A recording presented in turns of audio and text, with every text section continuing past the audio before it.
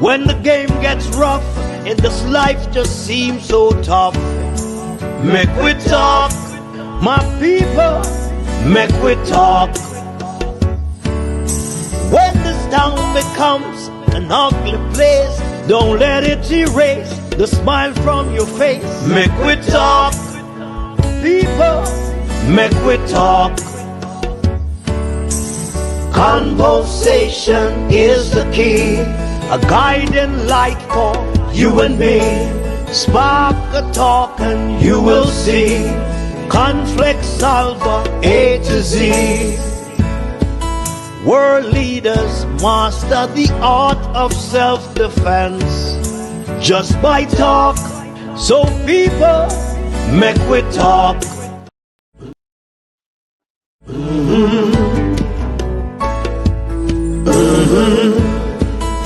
When the game gets rough and this life just seems so tough, Mek Wi Talk, my people, Mek Wi Talk. When this town becomes an ugly place, don't let it erase the smile from your face. Mek Wi Talk, people, Mek Wi Talk. Conversation is the key, a guiding light for you and me. Spark a talk and you will see. Conflict solver A to Z. World leaders master the art of self-defense just by talk. So people, Mek Wi Talk. Hey, we're living in a world that on ourselves we must depend. Mek Wi Talk, people. Unity, strength. Mek we reason. Mek we talk. If we see corruption in any shape or form, we're going to highlight it. Mek we talk. Jeffrey Tavares represents yard and broad and the entire diaspora. As long as it affects the life of our nation, uncover the truth, Mek we reason, Mek we talk. And we don't care about no vumva viva va, no upper echelon, nobody is not above the law. As long as it now help Jamaica, Mek we talk. Mek we talk. Unity, strength, Mek we reason, Mek we talk. If we see corruption in any shape or form, we're going to highlight it. Mek we talk. Jeffrey Tavares represents yard and broad and the entire diaspora. As long as it affects the life of our nation, uncover the truth, Mek we reason, Mek we talk. And we don't care about no vumva viva va, no upper echelon, nobody is not above the law. As long as it now help Jamaica, Mek we talk. Mek we talk. Unity, strength, Mek we reason, Mek we talk. If we see corruption in any shape or form, we're going to highlight it. Mek we talk. Jeffrey Tavares represents yard and broad and the entire diaspora. As long as it affects the life of our nation, uncover the truth, Mek we reason, Mek we talk. And we don't care about no vumva viva va, no upper echelon, nobody is not above the law. As long as it now help Jamaica, Mek we talk. Mek we talk. Unity, strength, Mek we reason, Mek we talk. If we see corruption in any shape or form, we're going to highlight it. Mek we talk. Jeffrey Tavares represents yard and broad and the entire diaspora. As long as it affects the life of our nation, uncover the truth, Mek we reason, Mek we talk. And we don't care about no vumva viva va, no upper echelon, nobody is not above the law. As long as it now help Jamaica, Mek we talk. Mek we talk. Unity, strength, Mek we reason, Mek we talk. If we see corruption in any shape or form, we're going to highlight it. Mek we talk. Jeffrey Tavares represent yard and broad and the entire diaspora. As long as it affect the life of our nation, uncover the truth, make we reason, make we talk. And we don't care about no vumva viva va, no upper echelon, nobody is not above the law. As long as it now help Jamaica, make we talk. Make we talk. Unity is strength. Make we reason. Make we talk. If we see corruption in any shape or form, we're going to highlight it. Make we talk. Jeffrey Tavares represent yard and broad and the entire diaspora. As long as it affect the life of our nation, uncover the truth, make we reason, make we talk. And we don't care about no vumva viva va, no upper echelon, nobody is not above the law. As long as it now help Jamaica, make we talk. Make we talk. Unity is strength. Make we reason. Make we talk. If we see corruption in any shape or form, we're going to highlight it. Make we talk. Jeffrey Tavares represent yard and broad and the entire diaspora.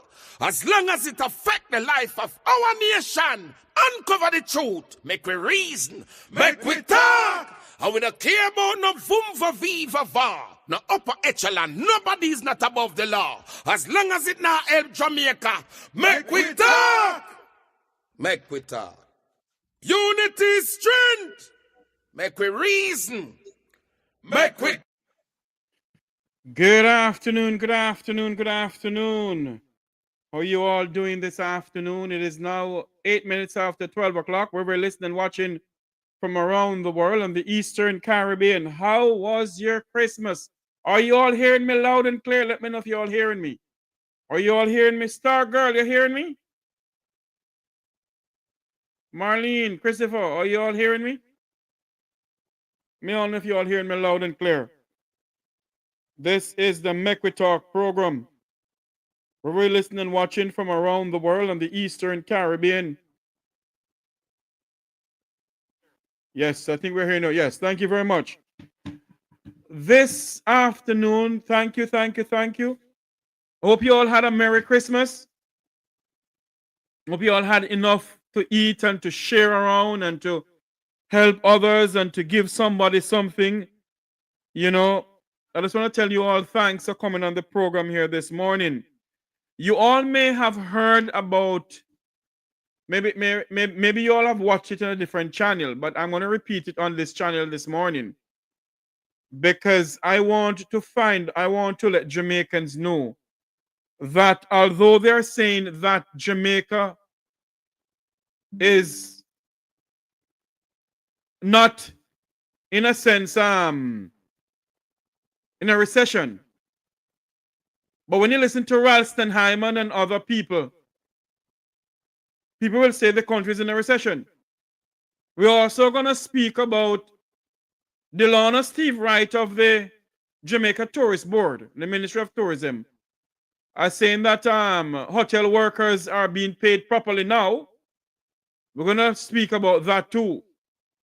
We're also going to speak about the Freedom Concert, where well-known reggae artist Adidja Palmer, aka Vibe Cartel, have been making the rounds and so on various media houses in Jamaica. And Sting cancel. At the appointed times, Sting cancel. I wonder why they cancel Sting. You're being told that the money for the sound system, only $1 million out of 8 million, is only 1 million was paid over. Up until the time yesterday, only 1 million. So the sound promoters decide, say, hey, they're going to call it a night and pack up. Now, if that is true, we don't know. I'm not a fan who go to stage shows. I'm too young for that. Back in the days when I was older, I went to stage show, but now I'm too young. I don't go to stage show anymore. And I love soca music, and maybe I'll go to a soca party, you know. But I'm too young. Yes, I had a good Christmas. Although I wasn't feeling well, because Although you saw me there on Christmas Day, or Christmas Eve, or Christmas Day, I think, yes. I wasn't well enough. I wasn't feeling well at all. I had a serious allergy problem with my sinus and allergies and so forth. But I had a great Christmas. I did, and I enjoy myself. I sit down and I drink a lot of sorrel. I don't drink a whole lot. I don't eat a lot of cake either. But I just want you all to know that despite what is going on, Janet, how you doing? We all are Jamaicans, and we must help a lending hand. Anybody know Miss Daphne from St. Elizabeth? I'm trying to get a hold of her. Anybody from St. Elizabeth who's watching, she always come on my program, always in the chat. I'm trying to get a hold of her. Miss Daphne from St. Elizabeth, who needs help with her house. Been trying to call her, not getting her. I wonder if she's okay. Trying to get a hold of her. Let us this morning say good morning to everyone and lay down our little ground rules. As usual, I was told by my producers to say this. The views heard on this show does not reflect that of Jam Talk Vibes Radio or Mek Wi Talk Jeffrey Tavares YouTube channel or its management and staff. So let us lay down that ground rule now, that the views expressed on this program here is not necessarily those of the Mek Wi Talk program or Jam Talk Vibes Radio. We get up this morning and we giving God thanks. Yesterday was Boxing Day. I think today people go back to work. Some people is back to work. Some are still off until January. Jamaicans should be gearing up themselves. Oh Lord. Hold on there for me. I don't know. Miss P calling in. Hold on there for me. Hold on. Hello, Miss P. How you doing? Hello, Miss P.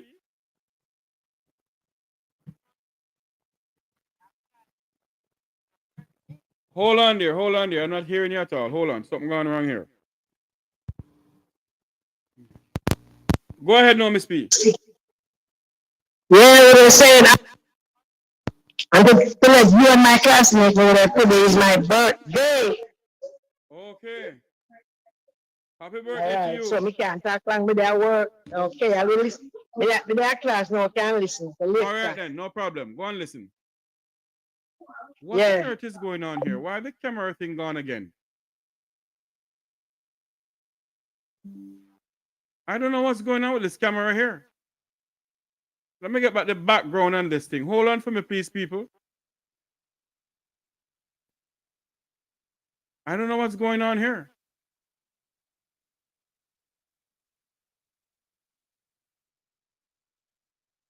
I don't know what on earth is going on with this background and this thing here. But anyway, I think there is something going on with the system here again. See, everything turned upside down. Anyway, you're going to stay there for me. Yes, I was saying to you all before I got interrupted by this telephone call here that Jamaicans should gear themselves up God's Sparrow Life for 2025 as the time is drawing for election in Jamaica, and the Jamaican people must stand up. The Jamaican people must go out there and exercise the right to vote. As I said on this platform many times and time again, that the soul of Jamaica's democracy relies on the Jamaican people. And as the time draws for election in Jamaica in 2025, I don't know who's going to win the election, nor am I professing who's going to win the election, because I don't know who's going to win the election. All right? So what I'm saying is that Jamaicans must make sure that they're on the voters list. And those who are on the voters list, go out there and exercise your right to vote. The soul of Jamaica's democracy relies on you, the Jamaican people. And so, when the man put on in green clerks and decide to call it, I hope you all are ready. I hope you all are ready from Negril Point to Moran Point to Galena Head Mountain to Blue Mountain Peak. I hope you all are ready to go and exercise your franchise, your right to vote. The soul of this democracy, the soul of this piece of rock in the Caribbean Sea, the gem of the Caribbean, the soul of Jamaica's democracy relies on you, the Jamaican people. And so, as we come close to the end of 2024, let there be a beacon of hope. Let there be a beacon of light at the end of the tunnel. That we, the Jamaican people, must and can leave a better Jamaica for our children. 2025 won't be an easy year. But let us stand up for this democracy. Let us go out there and vote for proper infrastructure. Let us go out there and vote for a better Jamaica for our children and children to come. That when we're all gone, our sons and daughters, our nieces and nephews, our grandchildren can say, yes, we at this present time, at this defining moment in our history, at this defining moment in our history, that we have tried to leave a better Jamaica for the Jamaican people. Many of our fellow Jamaicans this Christmas season didn't put on a proper pot and fire to have a proper Christmas dinner, because many of us can't afford it. Many of us can't afford the food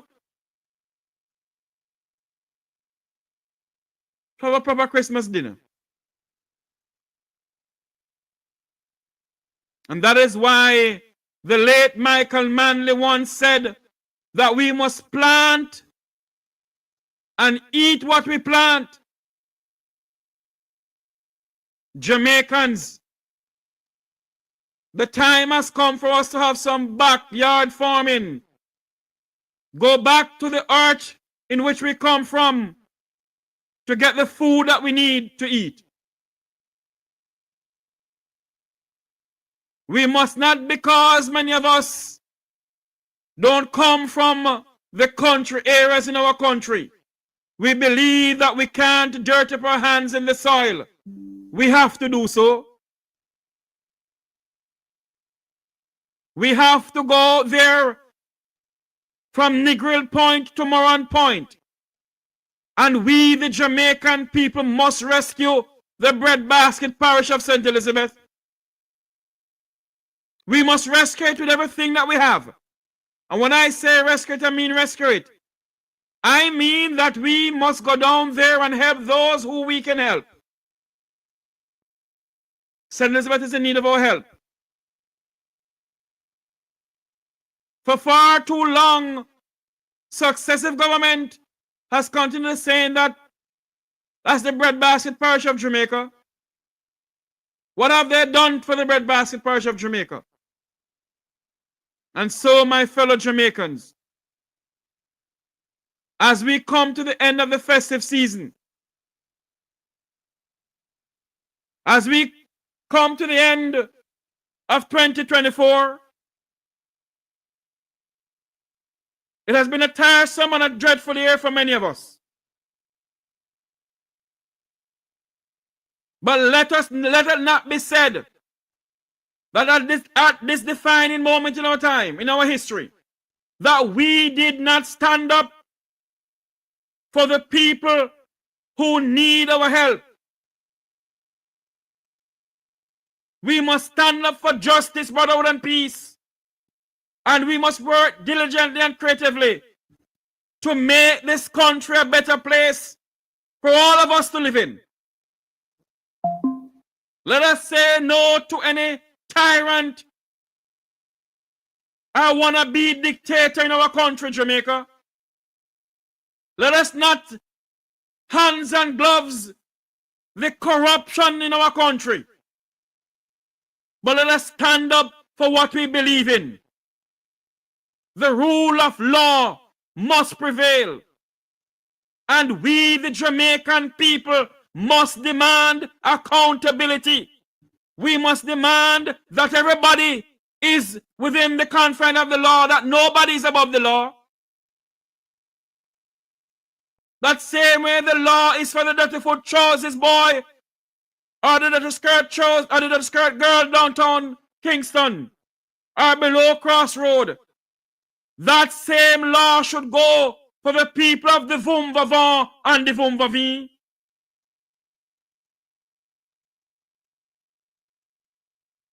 That same way, those who we put in power in our country, those who are elected to lead this country, if they can go overseas for better health care, then we must demand that they do something for this country, that we must have better health care in this country. And as we come to the end of 2024, let us demand accountability. Let us demand what we need in this country. As the late John F. Kennedy Jr. said, ask not what your country can do for you, but what you can do for your country. And so as we come on air this morning, or this afternoon, let us, the Jamaican people, we the Jamaican people, let us stand up for this nation. When the time comes for you to cast your vote, go out there in your numbers and vote for this country. Go out there in your numbers and vote from Negril Point to Moran Point. Go out there in your numbers and send a clear and decisive message that we will not stand for corruption, that we will not stand for dictatorial leaders, that we will not stand for police brutality, but we will stand for the rule of law in this country.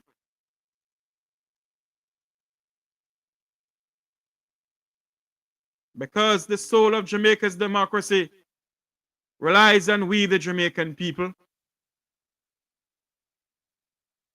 And we will not stand for a wannabe dictator or wannabe tyrant. That we will promise ourselves in 2025 to get a copy of the Jamaican Constitution and read it, or get somebody to read it to us to understand our rights in this country. When the time comes for us to vote on a referendum, let it be said that we, the people, demand an elected president of the people, by the people, and for the people. Not a wannabe president who is being appointed. We demand that we, the Jamaican people, must have a say in the reform of our constitution.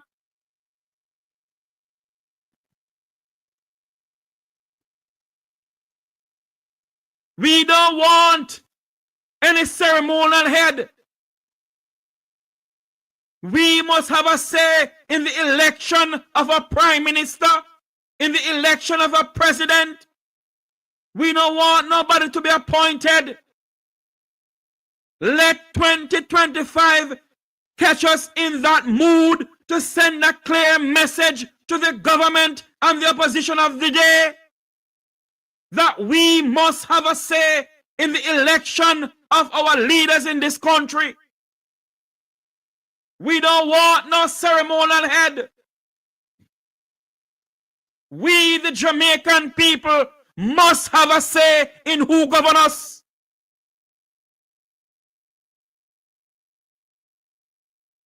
And many of them want to push the rule of law down our throat.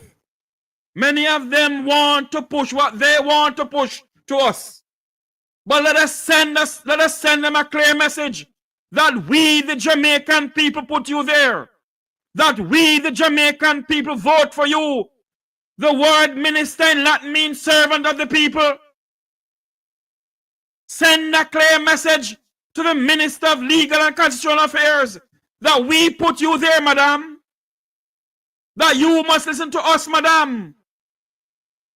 That we, the people of this country, will not stand for you to elect, to appoint a president. We need an elected president of the people, for the people, and by the people of this country.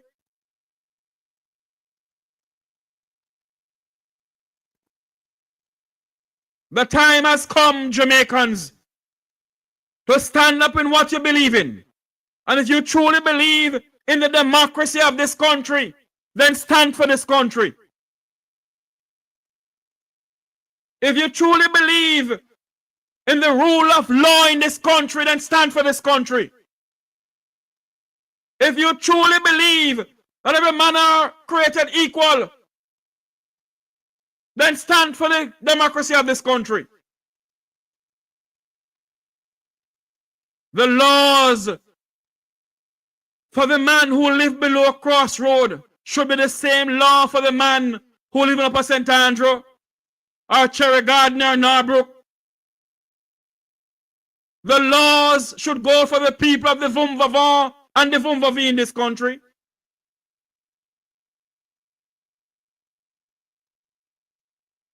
And that is what we, the Jamaican people, must stand for. We must stand for accountability.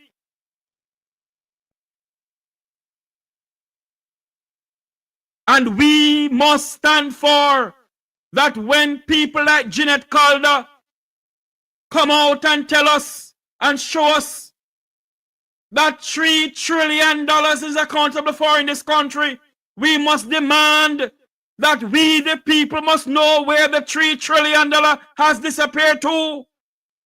What can go so in this country?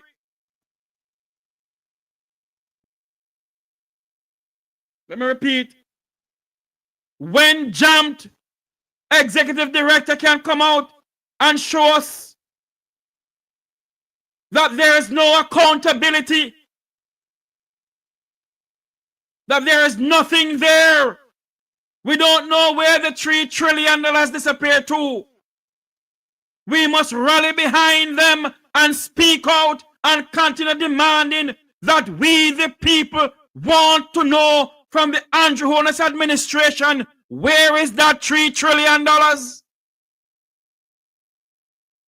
They keep on telling us that the $3 trillion is not missing. Then if it is not missing, why can't they come out and show us where the $3 trillion has gone or where it has spent? Why can't we?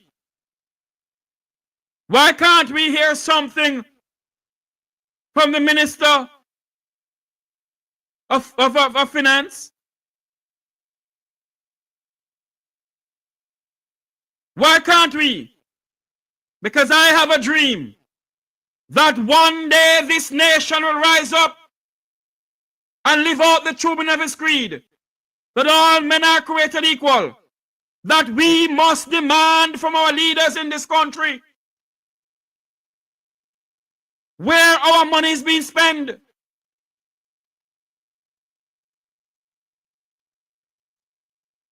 We must demand from our leaders in this country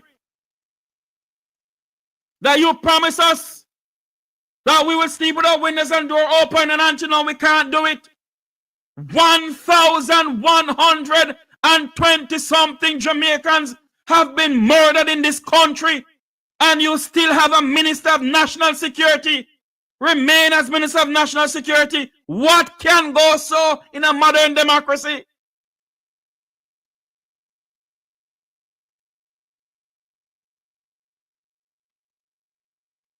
We must demand from those who we put there, those who are working for us, we must demand accountability.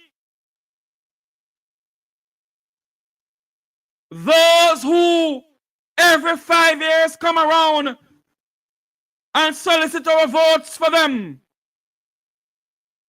we must demand from them accountability. It cannot be that one person can breach the Building Code Act, a man who is trying to make a living, build some apartments and breach it. For him, houses bulldozer down. But a man who is the head of this country, are those who are in politics. Those who are in politics, their apartments must not be bulldozed down, because the laws that apply for the people who live below a crossroad don't apply for a prime minister or a councillor in this country. What can go so? The same law that applies for the man who lives below a crossroad should be the same law applied for the prime minister and a councillor who has breached the building code.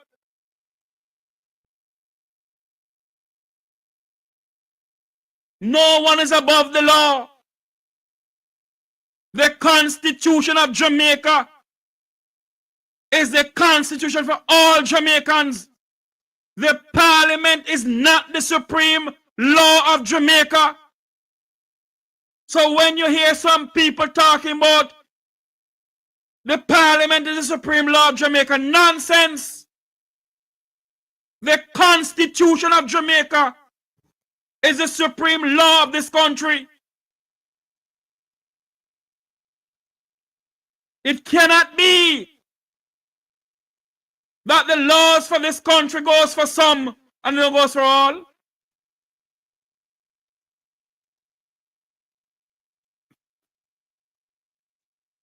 Let it be said at this defining moment in our lives that we will stand up for the rule of law in this country.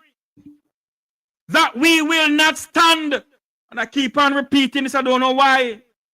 We, the Jamaican people, will not stand for any wannabe dictator.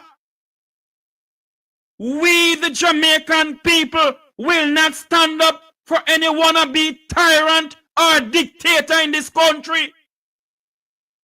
We must have a say in who is elected president or prime minister in this country.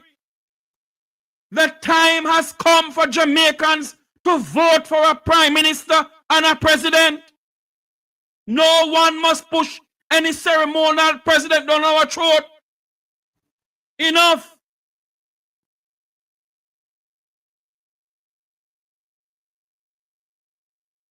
And so as we come to the close of another year, as we come to the close of another bloody year in our country,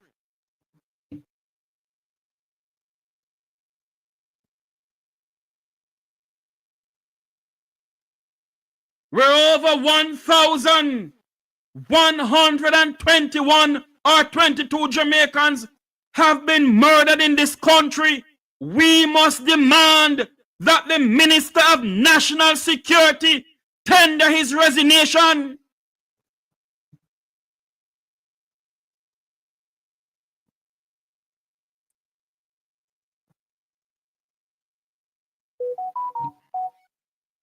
We are tired of the photo op of the Prime Minister and the Minister of National Security and the Commissioner of Police. We are tired of it.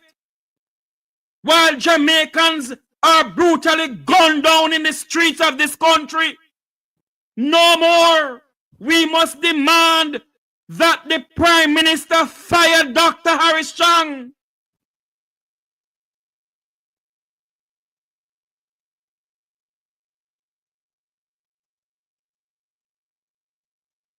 I dub them as the Three Stooges. Curly, Larry, and Mo. Curly is the Prime Minister, Larry is the Minister of National Security, and Mo is the twiddly dumb Commissioner of Police.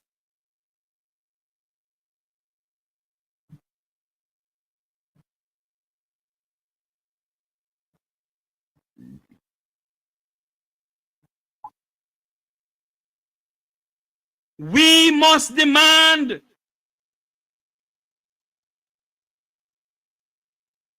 that come January, God spare our sinful life, that Dr. Harris Chang must resign.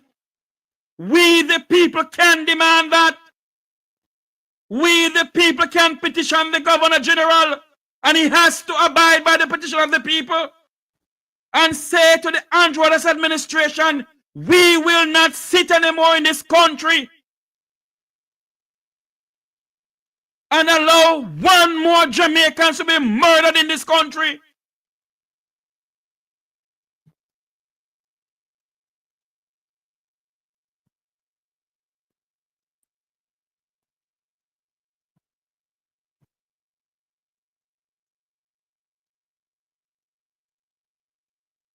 How long shall Pharaoh rule over your people, Israel? How long shall we allow Pharaoh and his bandits to rule over this country? In which modern democracy can you have 1,100 of its citizens murdered from January 24 to December 2024? 1,100 of the Jamaican people have been murdered in this country. And we have a Minister of National Security. All he can do is just show up. He can't hide what he's saying.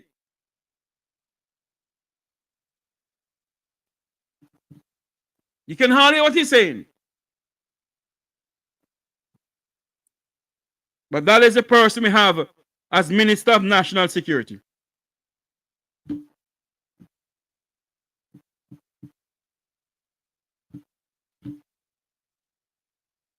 That is the person we have as Minister of National Security. My fellow Jamaicans, we have a gem in our hand. We have a gem in our hand. The PNP are the jail. PR no, P is not the gem. Jamaica is the gem. The JLP is not the gem. The UIC is not the gem. The Never Dare Move is not the gem. We are the gem of the Caribbean. And we must demand that this country get back its rightful place in the Caribbean. I tell you something, you know. If the People's National Party should gain state power, let me say something too, no. If the People's National Party should gain state power tomorrow morning, or when they call the election, by word speaking, whosoever the new Prime Minister, Mr. Mark Golding, should select as ambassador to the United States, we have a lot of work to do.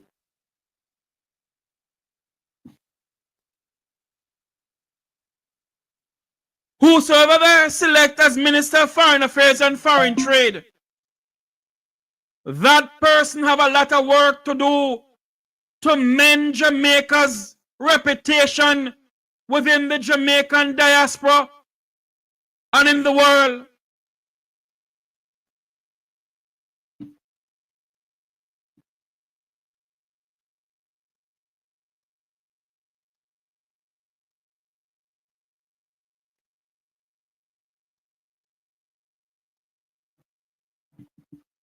whatever and whosoever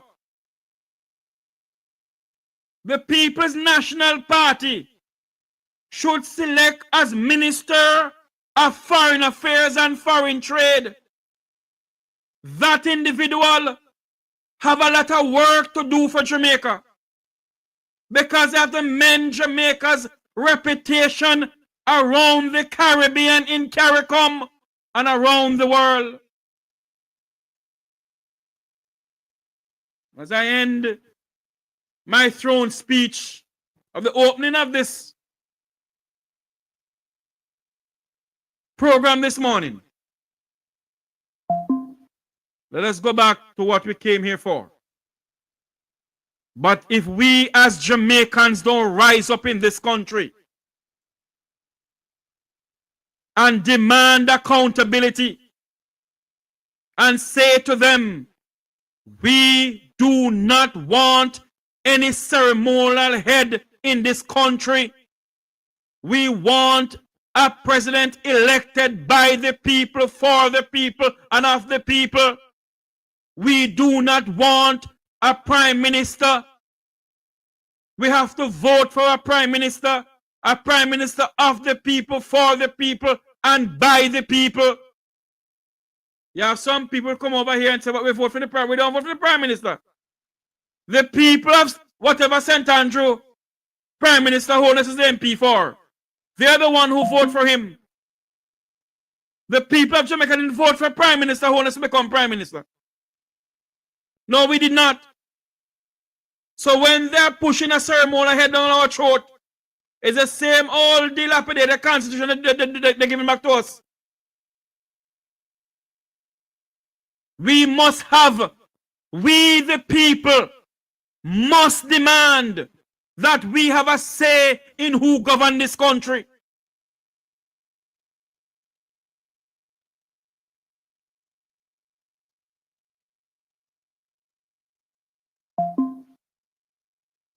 It cannot be that after 1962, and we decide to say bye-bye to King Charles, we're still going to do what the old constitution tells us to do, have ceremonial heads. No, no. No Sankey, no sing so.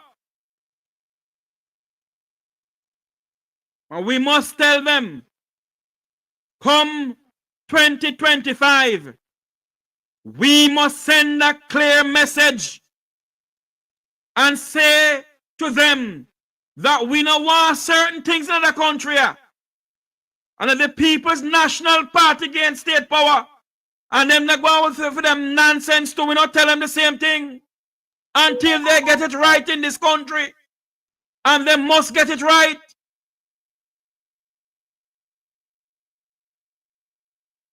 They must get it right. We are demanding that the Minister of Legal and Constitutional Affairs listen to the people of this country. We are the one who put you there. Listen to us. We do not want any ceremonial head as president in this country. We need a president who is elected by the people, of the people, for the people. Now what you Andrew say? Not what you and Andrew want to say. We put on there. One of the things that we have no sense, we can't think for ourselves.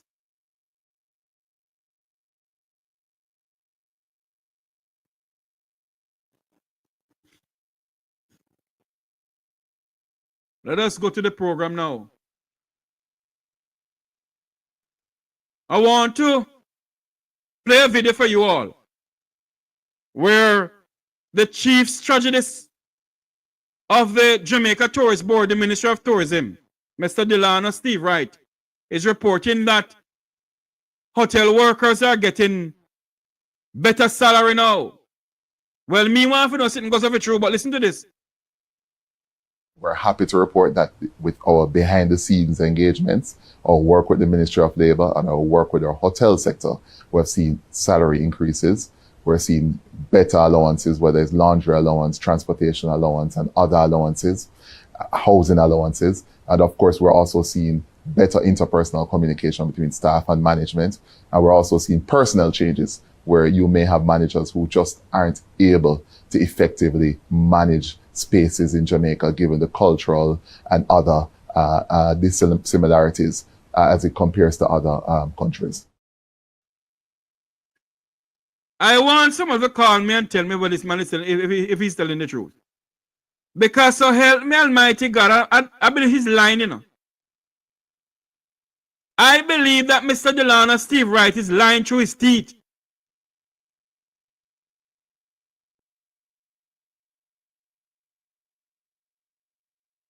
And why they can't say to these Bucky masters who run all these all-inclusive hotels, why can't Delano Steve Wright and the Minister of Tourism, Jamaica's world-class Minister of Tourism, who get award all over the place, why are you afraid to tell these Spanish Bucky masters that if you can't raise the Jamaican hotel workers their salary, get out of the country?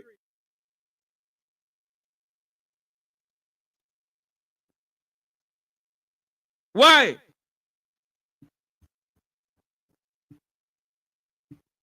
Why they can't tell the people them that? Why are they so afraid? Why are they so afraid of coming out and say to those people who are running these Spanish hotels in this country that if you can't pay our Jamaican people like your US counterpart, then pack your bags and go?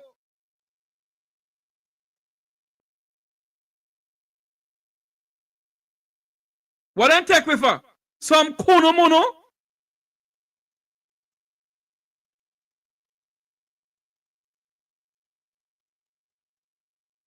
How long shall we allow these people to lie to us in this country and take us for a bunch of idiots?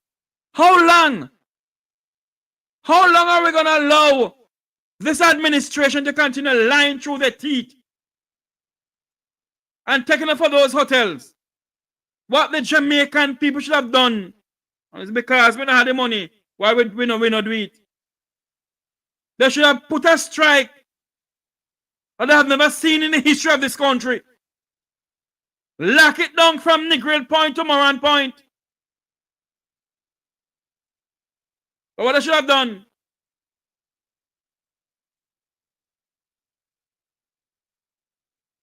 But because many of us don't have the resources to do certain things, but if they lock it down, they have to look at buy the look flour and look at this to them picnic. Delano and Steve are going to tell the Jamaican people this morning.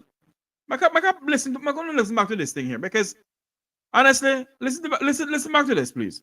We're happy to report that with our behind-the-scenes engagements, our work with the Ministry of Labour and our work with our hotel sector, we've seen salary increases. We're seeing better allowances, whether it's laundry allowance, transportation allowance, and other allowances, housing allowances. And of course, we're also seeing better interpersonal communication between staff and management. And we're also seeing personnel changes where you may have managers who just aren't able to effectively manage spaces in Jamaica, given the cultural and other dissimilarities as it compares to other countries. As it compared to other countries. Uniform allowance, laundry allowance. I know that the people they want. Yes, they can get that, you know. Don't get me wrong, they must get that. But they must raise it to $15 an hour. They're collecting over this Christmas season $400 a night for one room.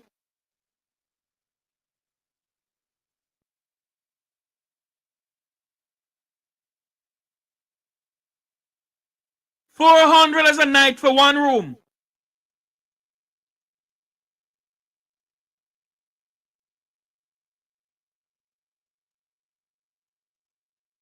And you don't hear anything substantial, anything with any substance or any body or any seasoning in it from the PNP. You don't hear nothing. And who want Bex with me this man because you see me? I come to take off for nobody, you know. That's why some people don't want me on their platform. They don't want me to contact. Some bloggers don't want me on their platform.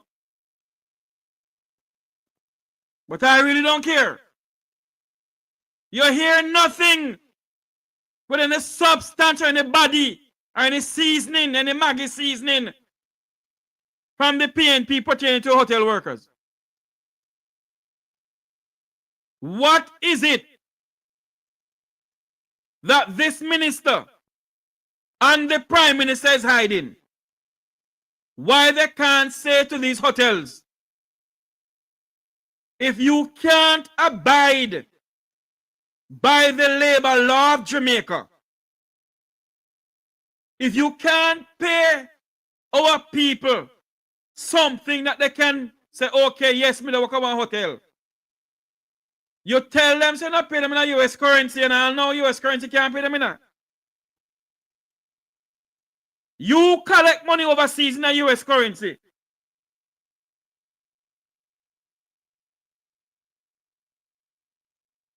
But you pay the local slave people in Jamaica. Because slave will not take with her. This administration, led by this prime minister, have no respect and no regard for the Jamaican people. And I don't care who want to vex, and I repeat myself. This Prime Minister of Jamaica, Prime Minister Andrew Michael Brogard Holness, has no respect and no regard for the Jamaican people. None. And I will tell you one of the reasons why I say it too. A lot of Jamaicans believe that the Prime Minister of Jamaica walked out and Mark Golding in the Parliament a couple of months ago. When the Prime Minister get up and walk out here, the entire parliamentarians them on the JLP side, and they stop the Parliament. Jamaicans, they did not walk out on the PNP, you know. They walk up on you, the Jamaican people. This Prime Minister has no respect, no iota of respect for any one of us. Because if he had respect as us, he would have come back into the Parliament and apologize to the Jamaican people. He did not do so. Because him a Dan Dada. He's the only Dan. He's a Dan Dada. He has no respect for the Jamaican people. You remember this man here? This man who teach him a lot, you know. Listen to this man here. All of a sudden, everybody turned on. The better learn that in any organization is only one done by rule. And today I say to them, the door is open to retrieve your position. Take a candle, sing a Sankey, and find your way back home. Many of you Jamaicans who are watching this and are too young. In the 1980s, a gang of 5 team up against Edward Siaga. He went, I think he went into halfway tree at Sam Sharp Square. And this is what he said. And Andrew Holness learned from this Dan. Listen to this some more. All of a sudden, everybody turned on. The better learn that in any organization is only one done by rule. And today I say to them, the door is open to retrieve your position. Take a candle, sing a Sankey, and find your way back home. So when you see this Prime Minister get up out of the Parliament and walk out because we know nobody and we put him there and put himself there, he has no respect for the Jamaican people. Many of us will say opposition is a government opposition. The opposition of Jamaica is the government opposition. The government opposition, the king's opposition. We want to get rid of the king. Dog nyam we up in this country. We plan to get rid of the king. Dog nyam was up in this country. When that happened, I want somebody from the hotel industry to give me a call. 9545-298-030. Those who may know somebody, but then give me a call because I don't believe the line of Steve Wright. And you don't hear nothing from Jamaica's world-class Minister of Finance, Minister of Tourism, you know. You only hear from his chief strategist. I know Jamaica, but I don't think Jamaica is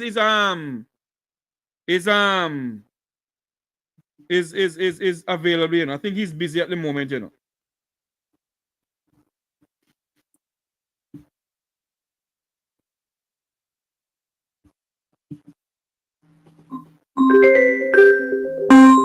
Good morning, welcome to Mek Wi Talk program. You're live. Good afternoon. Good afternoon, sir. Good afternoon, sir. How are you doing?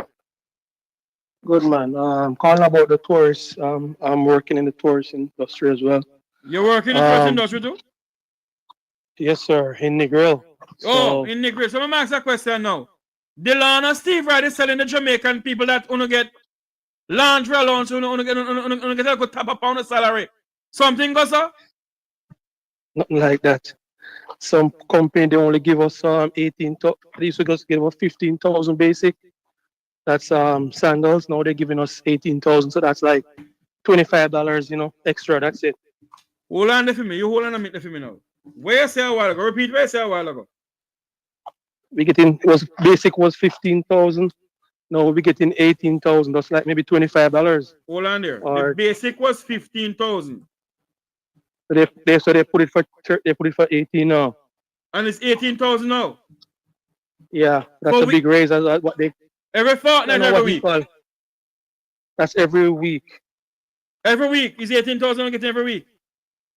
It was 15,000 basic plus gratuity. Now it's 18,000. So 18,000. So they only put for the basic. Yeah. Oh. So that's like a big amount. They only put $3,000 on it. That's it. How much you put on it? Just $3,000 extra.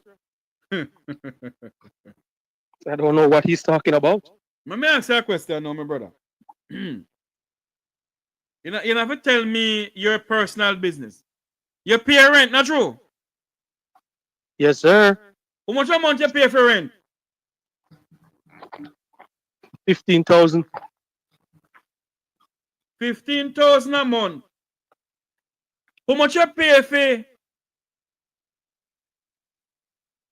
transport to and from work?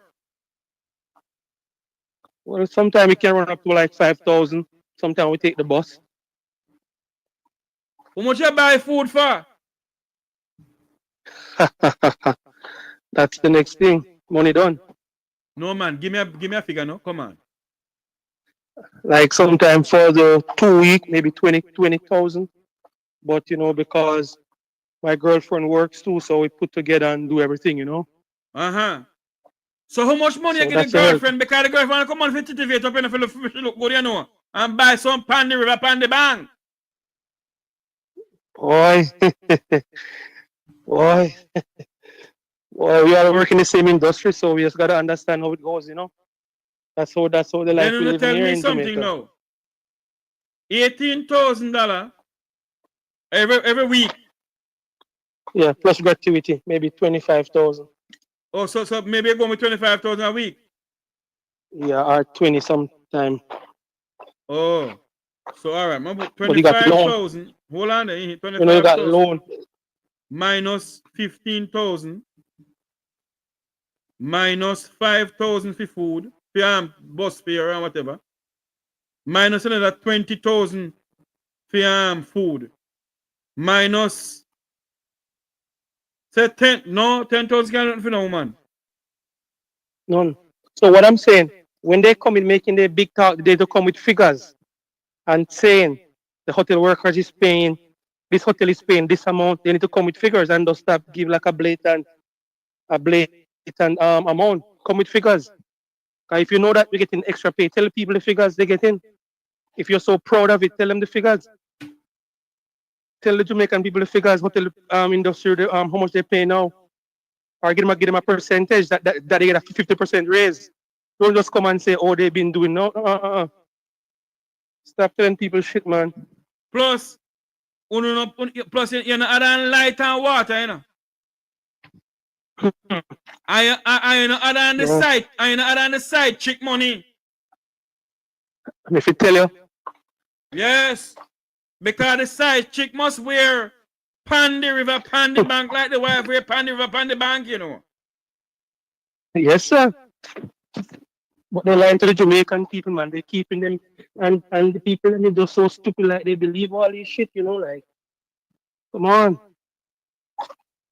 So tell me something now. Them, Delana Steve Wright come and tell the Jamaican people as if there's something good going on in hotel industry. Where's only $3,000 I put up on the $15,000 a week. yeah, for us. And still no tipping, and we can't take tip. That's the biggest thing too. They need to free the tipping up so Jamaican people can go home with more.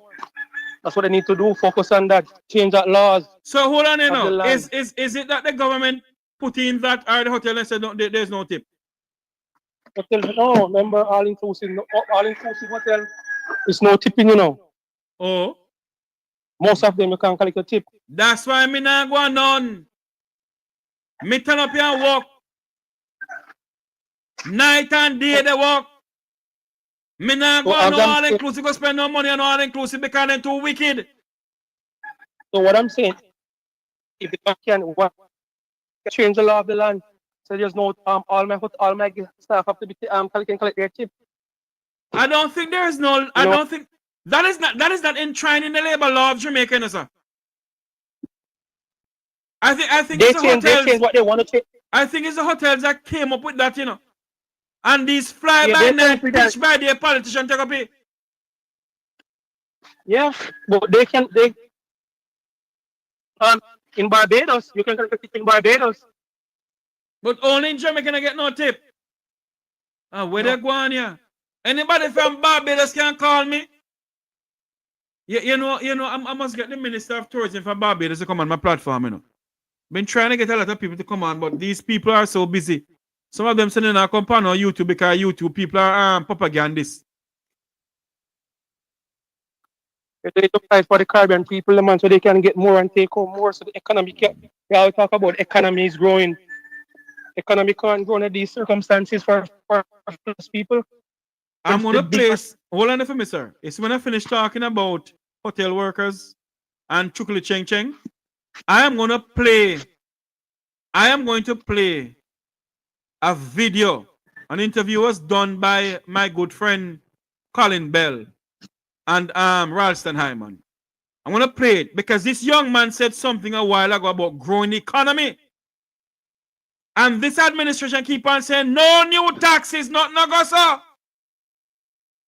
Lie and tell. Lie from the pit of hell. As the guy said, the trick that they use to fool the people is they raise the food so they can collect more taxes. The same guy on the show. They raise the food price so they can collect more taxes off the food. So this is ridiculous. So you're saying to me, what Delano Steve Wright is saying is a damn lie. They only raise it to $25,000 a week. You have to pay $15,000 for rent. You have to pay $5,000 for traveling allowance, $20,000 for food, another $15,000 for the wife, another $15,000 for the side chick. Then what should we pick them? God be with them. So you have to cut out the side chick money. That one can't cut off, you know. You can't go to the other one there. No, that one give you the sweetness. Oh Lord. So you said to me, say, you can't go to have side chick money because she give the cool and deadly. Ah, Where they go along here? so And I know you look a beer and boom money. No come out of that yet. boy, it's rough, bro. Rough. I'm just saying they can do way better for us, man. Here, man. We work so hard Let here, me man. ask you a Like, question. we What work hotel you work at? I work at the all inclusive. Uh-huh. The One of Adams. the Vumva people who come from Jamaica hotel. Yeah, same one. Mm-hmm. So let me Let's ask see you what this them. question now, sir. You go home with that. Then say me two mix up, I should ask about no side chick. No, seriously. You collect that to go home with. You don't if you drive a car, you have to buy gas put in the car, you know. Plus if the car break down, you have to fix the car. Yes, sir. So hold on it. Didn't they tell you all they're gonna pay on US currency? That's what I heard when I get there. They was going to do that, but everything stopped. The government don't want us to make money. None of them, not even just the labor for all the two of them, PMP and JLP. How much a month? It's How much a night for a room at that hotel that you are now? not sure, you know, but it's expensive, man. It's expensive. Like for a week, maybe like $10,000 for a All job. right, me not put some of my student power work now. Star girl, check how much for a night for sandals. Hedonism still down the grill, no, sir? Yes, sir. Hedonism. Grand leader along there anymore. No. Well, just check how much a night for all inclusive hotels in Jamaica. How much a night for them? And let me know, Star Girl, please. Or anybody else on the platform here. Because And I'm saying these hotel workers that they're so scared to call in and let people know what's going on. They're so stupid. I wanted to share my platform to them now, you see. Share to them for me now because me no ask some questions. Delana Steve Wright is coming out and saying that we're not getting better salary, hotel workers. Delana Steve Wright is not getting better salary. But in here right now. When I was behaving myself and I'm not drunk. I'm not drink nothing. I don't drink no man dark in the sorry man. Don't behave on yourself. Behave on yourself. Yes, I know I live in Florida, Star Girl, but go up on the internet for me now. What's wrong with you? Walk in divine purpose. How you doing tonight or this afternoon? So, sir.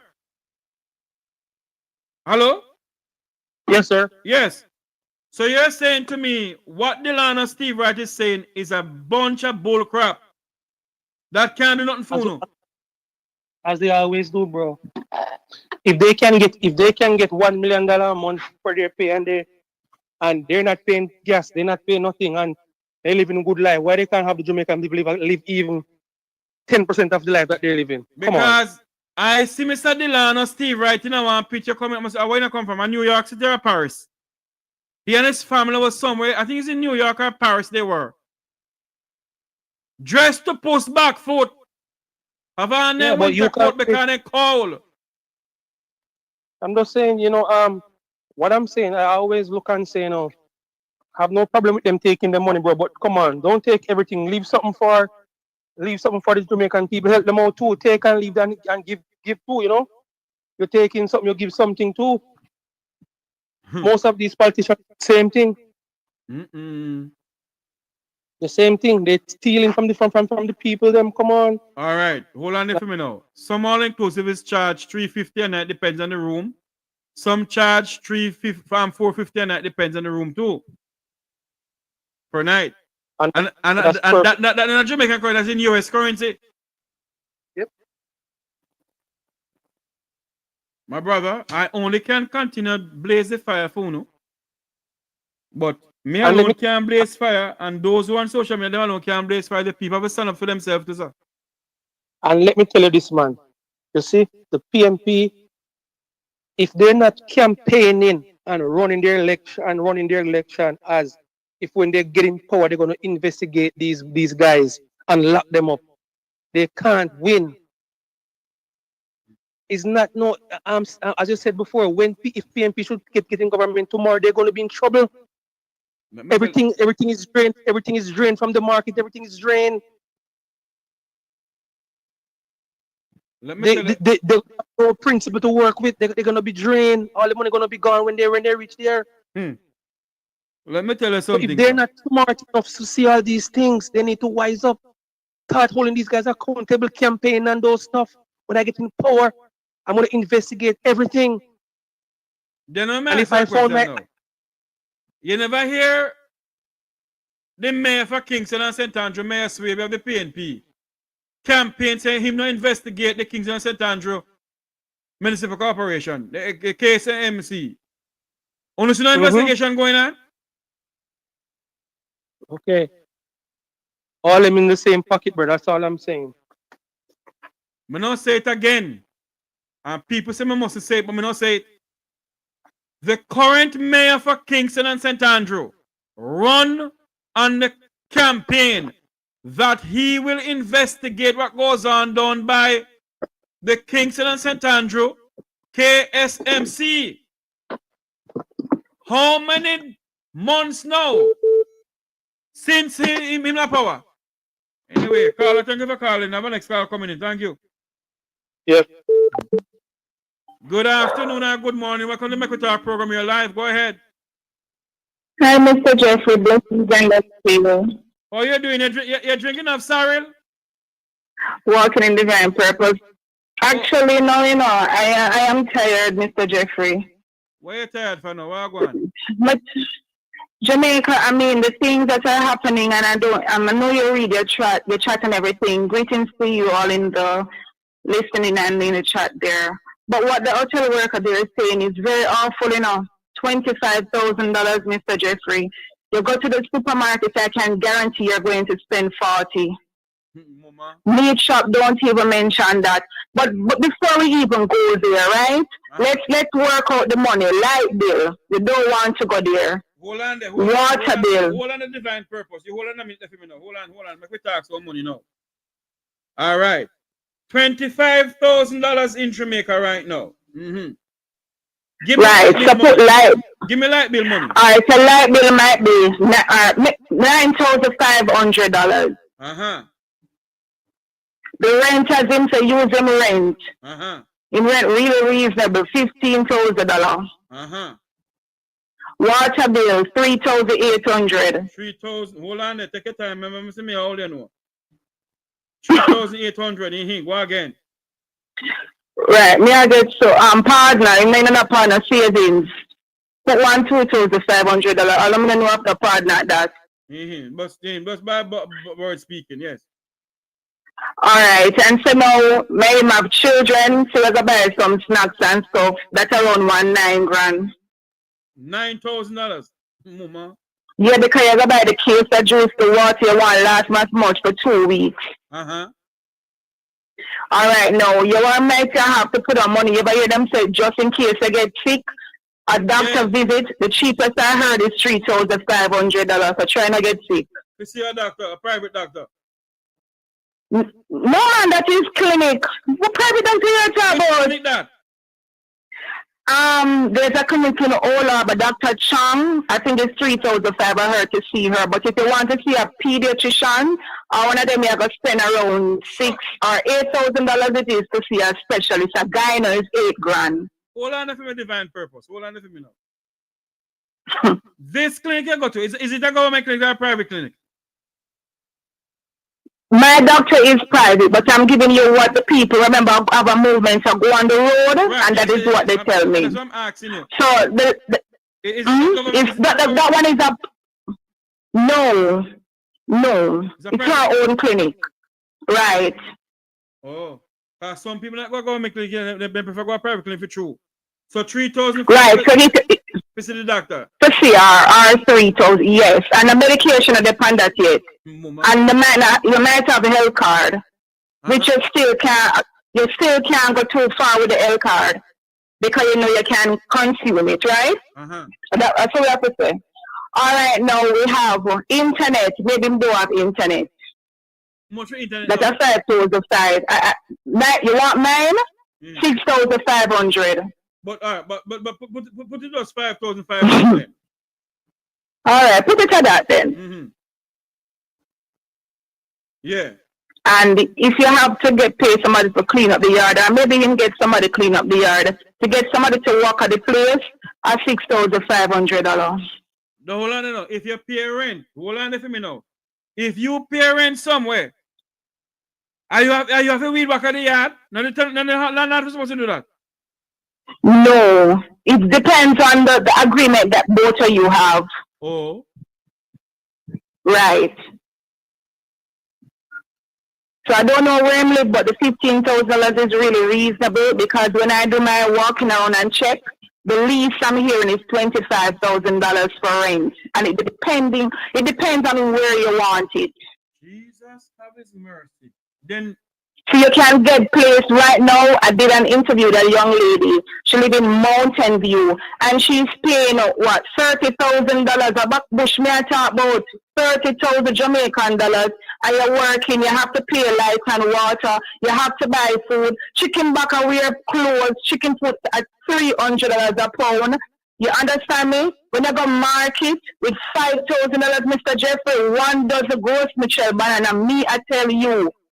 When the lady tell me $1,200, I was so, we can't even mention what I said to her. I said, no, man, this is a highway robbery. One dozen oranges for $1,800.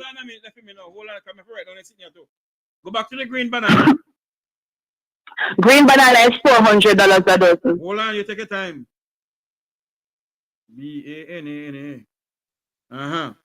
$400 a right. Dozen? No, 400 per dozen. 400 per dozen. All right, that's banana. Go on again. And the sweet potato, yellow yam is 200. Mama. Scallion is $800. Blessed Jesus. Go ahead. Sweet potato is 400. Mama. A pound. Hot pepper, you ready for that one here? Scotch bonnet pepper, yes. Yes, Scotch bonnet pepper. Free Scotch bonnet pepper is for $200. People are downtown, go. Repeat myself. Come in here properly. What's enough for me is 200 Jamaican dollars for 3 hot pepper. I don't know if it's because of the Christmas. 3 peppers. Yes. Sure, yeah, $100 one. I think at the Christmas night put it up there. Jesus have His mercy. So how much you want cabbage now? I don't buy cabbage like that, but the last time I checked, the lady said it's $300 a pound and lettuce is $800 a pound. Because somebody put in the chat room said one cabbage is for $1,500. Yeah, but I don't buy it like that, you know. If the cabbage, what I do, you have to be smart here in Jamaica, you know. What I do, you know, Mr. Jeffrey, when it comes down to the pak choy, the cabbage, I buy them, I wash them, soak them in the salt water bath, rinse them again, take them out, cut them up, and put them in the freezer in a Ziploc, or you can buy one of those bag where you can deflate it and let it stay as much and put a date on it. So I bring my Cayman behavior at Jamaica. So people know, a young lady told me that you cut up the scallion and thyme and put everything in the fridge because the things them are rotten away, just buy them and put them down. That is why I'm saying to $5 a pound for cabbage. All right, thank you. Annie, thanks. That is why I'm saying, you know, you have some people who watch this program and other programs. Me not talk about for people, but I have some wicked one tonight. Oh, yes. Then we come on the program say, Lord, I need a skirt or a pants. We go look at job. When they say they go get them, they say them or whatever, and they say if we take the money to do something else. Then Oh, yes. I have some family member, when they beg anything, I give them $50, then begs with you. I'm going to tell you something. You don't believe so on Jamaica things expensive? My man, things expensive all over because Cayman Islands, I tell people all the while, you know, appreciate people will send money to you, right? It doesn't matter where they're spending from. It's big foreign in the culture or liquor foreign, right? Jamaica have this tendency to depend, if it even depending on the government. Then I want Mark G to talk up more, and people might not agree with me. I'm not there to anything, even though I'm voting for the PNP, but I'm going to hold everyone accountable. Let me explain why. You see, when Mark G took over, the money not there now, and a lot of people are going to blame him now. What I would say in need for the right now is to have meetings and even the councillors and let them know that, listen, we're in a recession and it's going to be hard, but I'm asking you to stick with me through the process. Because the money not in the kitty. And Andrew done all of the money. And that's only that you know divine purpose. The leader of opposition, if he becomes prime minister, what he needs to do, and I keep on, I was the first person who said it on my program. The opposition leader, if he becomes prime minister, must order a forensic audit in every single government ministries. I was about to say that. Yes, I have that right now. If he do not do that, then they're gonna blame him for all of this mismanagement. Yes, Andrew think him I get where I don't understand. I'm still waiting on the permission to hold that protest, you know. You best believe it, you know. To the commissioner, as Mr. Ratchigan said, I must write the letter to the commissioner to go and protest with the GG because GG is comfortable up there. The man I work 25,000 for the week. I mean, what is that? Them can't eat grape. You know how much for a liquor pass for a grape, Mr. Jeffrey, listen to me, man. At $800, you know, my daughter have the fruits there. I am incorporating fruits and everything. And strawberries. If you don't have $3,000, you can't get a good amount of strawberries in Jamaica. I'm asking a question now. No, we allow them. Anybody find Negro up on the platform, yeah? No, we allow the all-inclusive hotel them. The bulldozer down the grapes, the sea grapes on the 7 Mile strip in Negro and all over Jamaica. We saw what they call cocoa plum. I have a cousin of mine, she died now. Her name was Dolores Hutchinson. Love her to death. I call her my auntie. She used to love cocoa plum.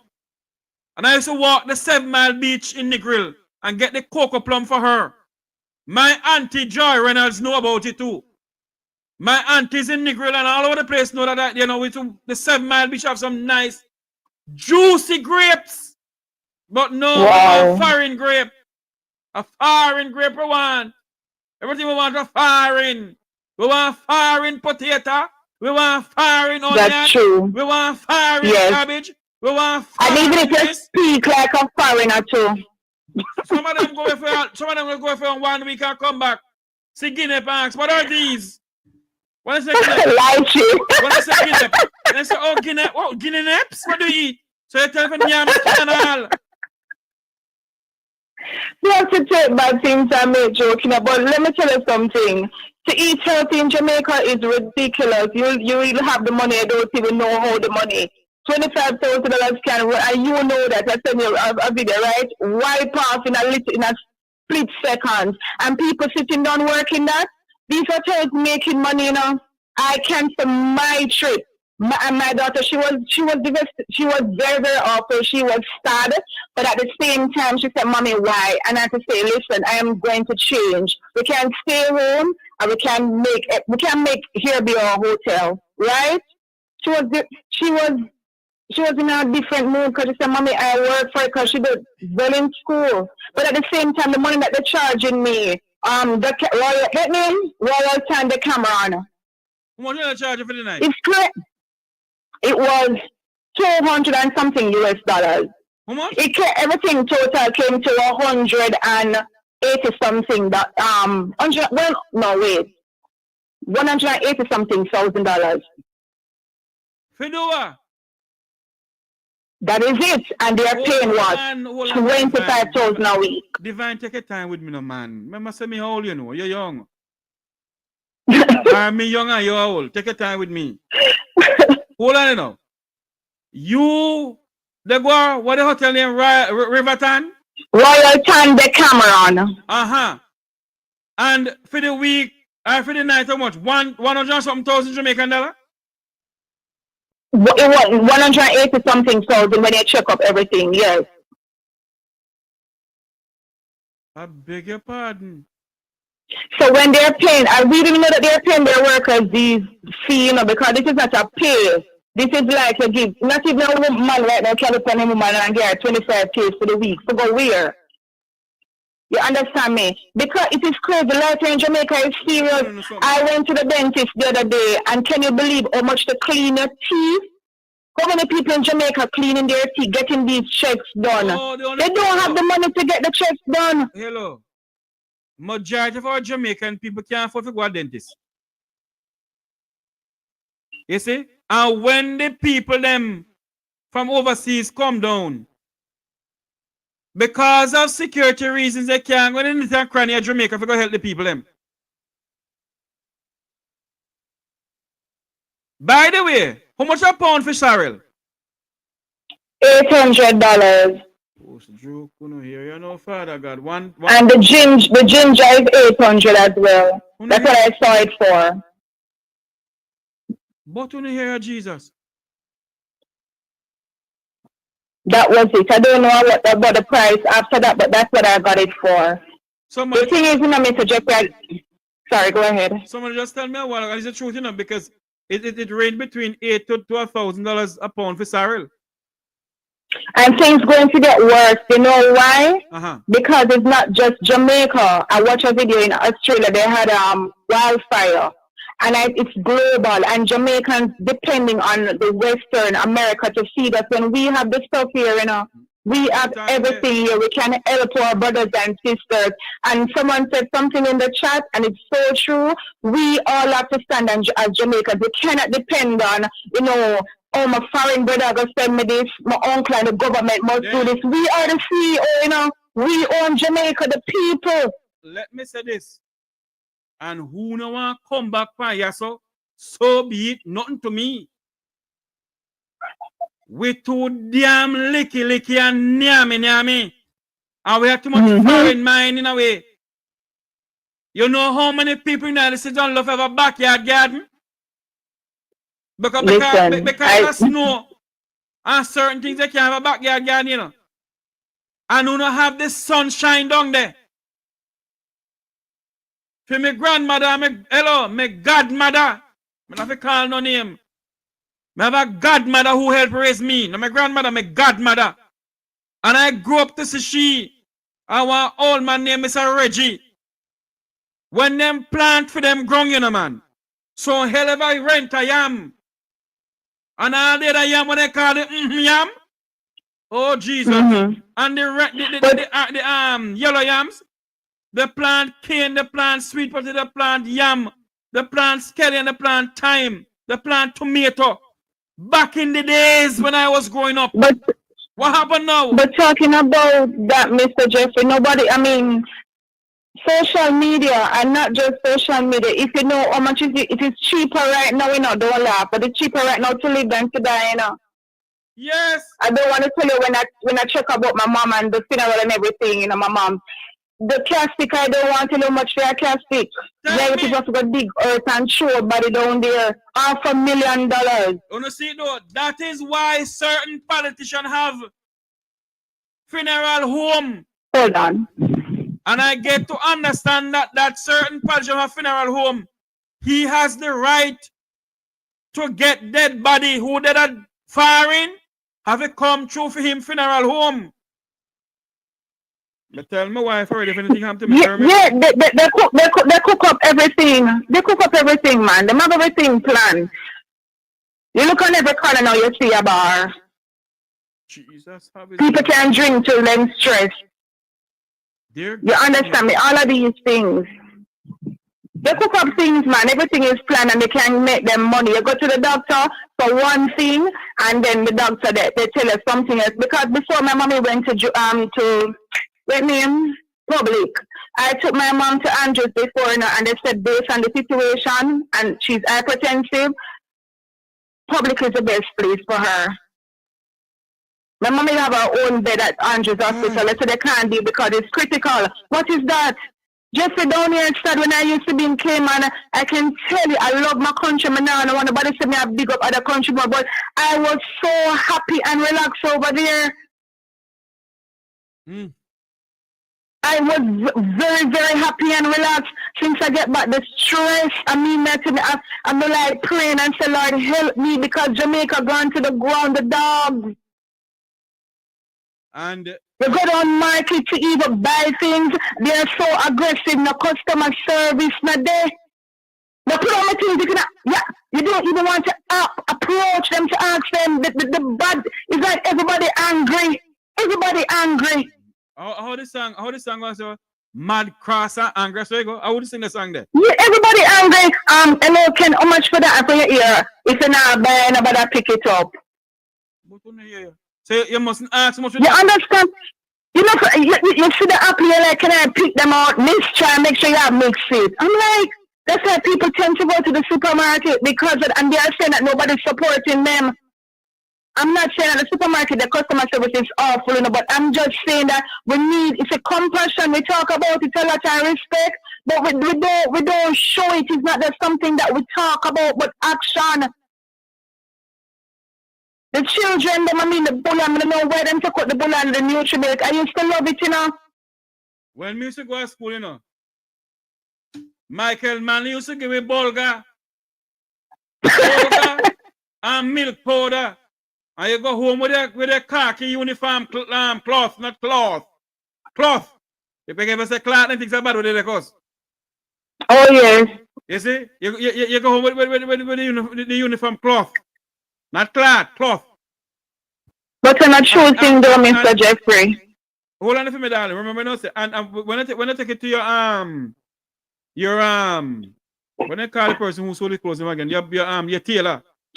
Dressmaker and tailor. Dressmaker and tailor. You think you could not tell and say you want the pants put for taking? Oh no. You're mad. Why for me, my dear? Yes, and to end with this, even to do our checks, because every year as a female, I do my checks, and also it's very important for the male as well. Mammogram and all of those, pap smear. But when you check on the price, me look back on the man pay again, 25K for the week. Jesus. Imagine if the woman have flu. Then on the healthcare and then have to go, you know, get the medicine. What will happen?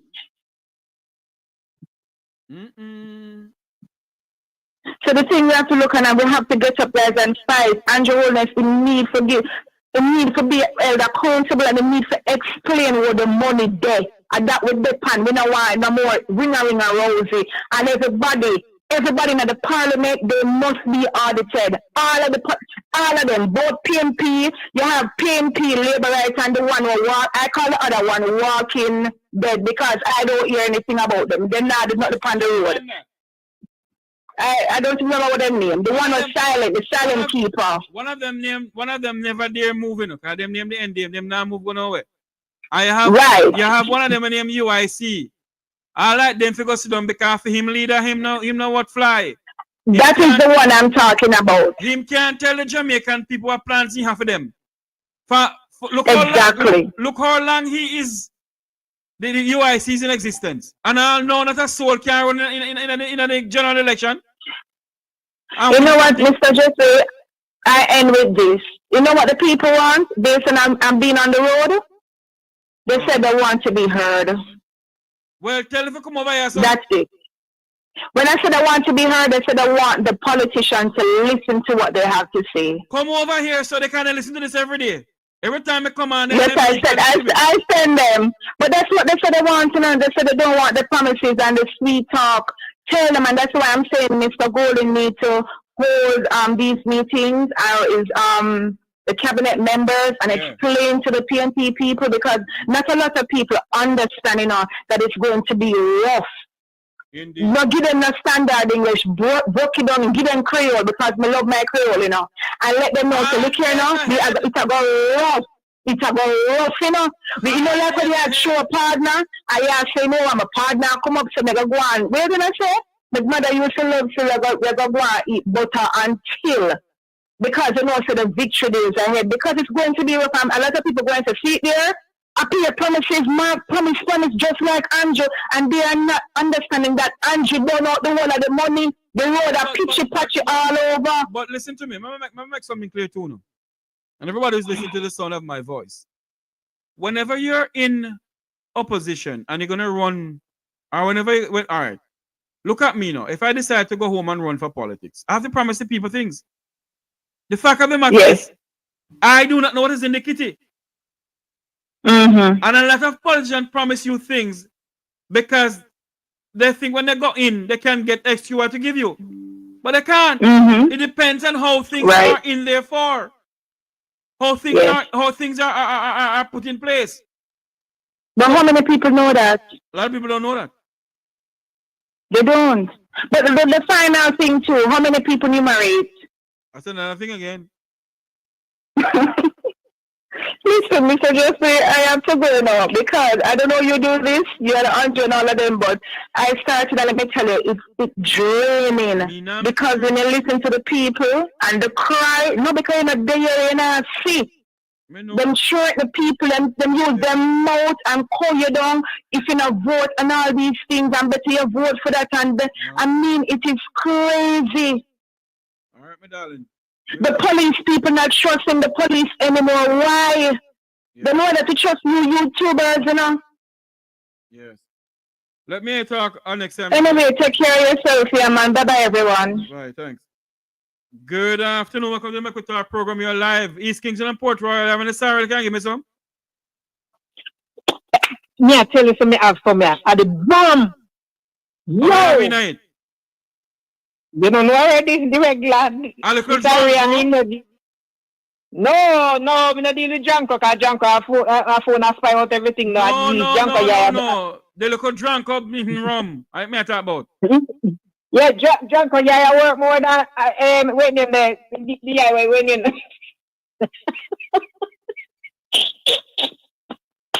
Hey, hold on for me. There's a lady on this platform here. I'm not call her name. Yeah. Who she sent me some picture the other day with some nice cash bonnet pepper. And she live in a cold New Jersey. Me have to say to her some pepper them. So cash bonnet pepper them big and then pretty. And she live in a cold New Jersey. But Jamaican people, some of them don't want to plant nothing, other one is firing things. That's why Jamaica import bill is higher than the export bill. Exactly. Go ahead for me, East Kingston and Port Royal. Wagwan, everything good? Yeah, man, I get thanks. Come here, so sorry, I go and drink. What do you? You hear you? Because just over 2 years, this I'll dry and food dog. I'm just use summer in this. That's strong and nice, you know. Hell. It's wicked, me, I tell you, it's wicked, me not lie. The students on the platform say it look like me drunk. Come to talk about Pandy Drop on the bank. Psycho. But for that joke aside, I wonder if you know so we not deep rabbit hole. Yes. You know so we not deep rabbit hole. And I want to play what my good friend Colin Bell and Ralston was talking about, you know. Before I come off here, it's now 1:41. And I have Bank of Jamaica locked today. Yeah, because they have some emergency to fix, because the building look like it's soon drop down. Building soon drop down. You sure of that? Why? Come January, man, we will know if a building. Is either Bank of Jamaica have a dread cent tonight or something? It dried. You see when time dry weather take Jamaica, and when you look over St. Elizabeth, it dry. I saw in the dry. But what I don't understand Come January. East Kingston, what I don't understand though, East Kingston is this. How is it that the mayor for Kingston and St. Andrew of the People's National Party running a political platform that he's going to investigate the KSMC? And I know you don't hear nothing about it. Look here. When me and you out the door, we can't talk anything about when we go in there. We couldn't follow the rule in there to want to it. I might try to tell some people. So when you are outside looking in, it's different from when you are inside looking out. That's what I tell some people, you know. If they even investigate the Labour Party, nobody not go to prison. Not one damn soul going to prison. Neither Labour right now, PMP. Thank you. Because the whole of them in the king size bed are wrap up under the blanket. Nobody not but make me and you. Let you and I. As you fast, they fling with they sign out and what have you and whatever. But it is so unfair. It is so unfair. Well, it is so, and I tell poor people all the while. I say when election come and them announce the date, if you have a vote, you take up your time, you walk one at the polling station, you vote and you go home. When you have your tin mackerel and your white rice, and who win and who lose. Not take up yourself, go for another and blast this bus now, chuck now, car now, right? Hey, I'm broke your foot down, dead. And when you're done, you know how nothing for yam, you're picking them. You have your 6, 7 year hungry belly picking them. And when you're done, you know nothing for yam. Me, anytime them announce it, me just take for me look all. And I think no, if I call myself and go vote, and who win and who lose. That's it. Me not run up and down back and no, but me all enough to know what politics is about, especially in Jamaica. You know it. Me all enough now. So none of them can buy me. Me there for a man buster time. You know see, no politician can tell me, especially nowadays. As well, when you know say, I tell my people don't trust the word of a politician. Me not trust none of them for a man in no water. You mean the former minister of misinformation? Yes, him one. And that word that's stuck in my head for him say something no. Don't trust the word of a politician. And I me never trust them for a man and him can say no, make it worse. Make it worse. You see, if election call and all Marky G win, hey, he better hit the ground running and hey, he has some chip up and bruise up and some broke up forget. Remember me tell him that anybody who go in there. When this side is done, come, hey, listen up for January man from Bank of Jamaica. Listen up for January man from Bank of Jamaica. If none go there. Yo, I don't know why them people are so wicked. I don't know why. I wonder what make all these things that I'm doing. Flood not take we yet, hurricane not take we yet, hungry not take we yet. Wait little. All right, these Kingston, we'll talk. All right. What's I know about some sorry for you, yeah? Yeah, man. with some of the J Ran is never in there. Mr. Johnny in there because you don't know yet. You must be mad. All right, cool. All right, take care. One love. I want you all to listen to this video with the Minister of National Insecurity telling the entire world and the criminals in Jamaica or the Jamaica Eye camera not working. Listen to this. The concern about malfunctioning Jamaica Eye cameras comes after the recent stabbing of a vendor. Good afternoon. Welcome to the Mek Wi Talk program. You're live. Where are you calling from? Blessed afternoon, brother. Brother Jeffrey, I'm calling from Maxfield Avenue, Kingston 13. Yes, sir. Tell me what they're going on there. All right. Well, only thing I can tell you, I don't really see nothing really going right now. That's what we like still. Only thing, the place was just dead. Just like no Christmas never going. You know? Is it that you're under curfew or are people in that area that have no money? No, sir. We're not on a curfew underneath. That's a place. The people have just not the money. Blessed. You see? But prosperity Yeah, down there, but man, and the Prime Minister say prosperity down there. prosperity? No. Is it true? Yeah, so in a PNP area, you're not gonna get no JLP prosperity down here, so. See? Because the side of me there, I'm not going over the next side, Angela Brownberg, Mrs. Angela Brownberg. Mm. But you have one no Brad Jeffrey. That is Mama P old constituency. Yeah. Okay. Because one side of Maxwell Avenue, on the side of me there, Yes. Prime Minister Mark Golding. And the next side, how would I call it though? We don't know which position we put up. Ministry of National Security. No. Ministry of Local Government, Angela Brownberg. No, right. Angela Minister of Local Government. You mean Desmond McKenzie? No, man, when the next government come in, man. Oh, probably you mean that Angela position. Okay. Go ahead. Yes, go ahead. Yeah, but before me tell you what I'm gonna tell you still, on Monday the 30th of this month, a big community treat gonna keep on Sister Angela Brownberg's side on Wellington Road, right? With the police, the Ministry of Health, the this and that. Let me see on the program there. One of the biggest street. Football competition, domino competition. So and individual. No. You come for advertise on the program and you pay me anyway. Drop me. Go ahead. I said, no, man. Well, they're gonna have penalty shootout for almost $20,000, but entry free. Nobody have to come pay for enter. So they're gonna have police. They're gonna have the police floor. What you call it? Boy, a whole heap of sponsor, Pepsi, this, that, Shirley Williams, a whole heap of them. Lot of doctors and nurses gonna be there because last year it was big. Yeah, so what is going on with the crime in Maxwell area now? Is it down or what? What's going on? Talk to me. Well, only thing we can tell you, Brother Jeffrey, if the gun crime that go on in the Maxwell Avenue area, I mean, wouldn't I hear dance every night? Wouldn't I hear dance every night? And the dance I'm go until 4 o'clock. 4:35.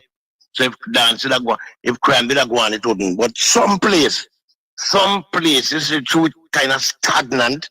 You know, all when place not really stagnant, it look like it's stagnant same way.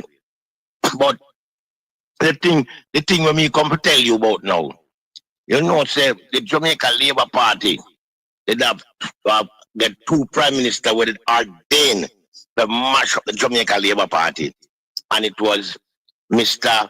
But then call him now, the commander, Mr. Siaga, and this youth here. Right? They were ordained to mash up the Jamaica Labour Party. Siaga look like him never do it, but Andrew look like him never do it. And the individual work. Why you say that? No, I tell you something we are going. The 2 of them that ordained. Remember, so when Eddie did about, remember, so nobody couldn't call. And I'm asking you, sir, why did you come out and say they were ordained to mash up the Labour Party? Tell us why. Yeah, because you want to know the individual first that has Eddie. He was a one-man ruler. Remember, say enough portfolio Eddie did have when he was Prime Minister. You know, he was Prime Minister, Minister of Finance, he was Minister of National Defense, and what for them in the level. Every prime minister is Minister of Defense. Yeah, I know that. But him have more than one ministry. Well, this one I know him put in most of the ministry in the office of the Prime Minister. So them come for them definitely come for mash up the party. Sir, this is not new, you know. The 2 political parties have done it before. Yeah. But you want me know with my party now. Come in and tell her PNP are my party. But me no say Peter Phillips was the one who ordained for mash up the PNP. And I'm asking you, hold on there for me now. You cannot come over here and make such utterance and don't tell us why you're saying it. You came and you said that Papa Eddie and Bro God was ordained to mash up the Labour Party. And I'm asking you why. Tell us why. You know you can't say that Phillips was ordained to mash up the PNP. Because the policies with them that come with it.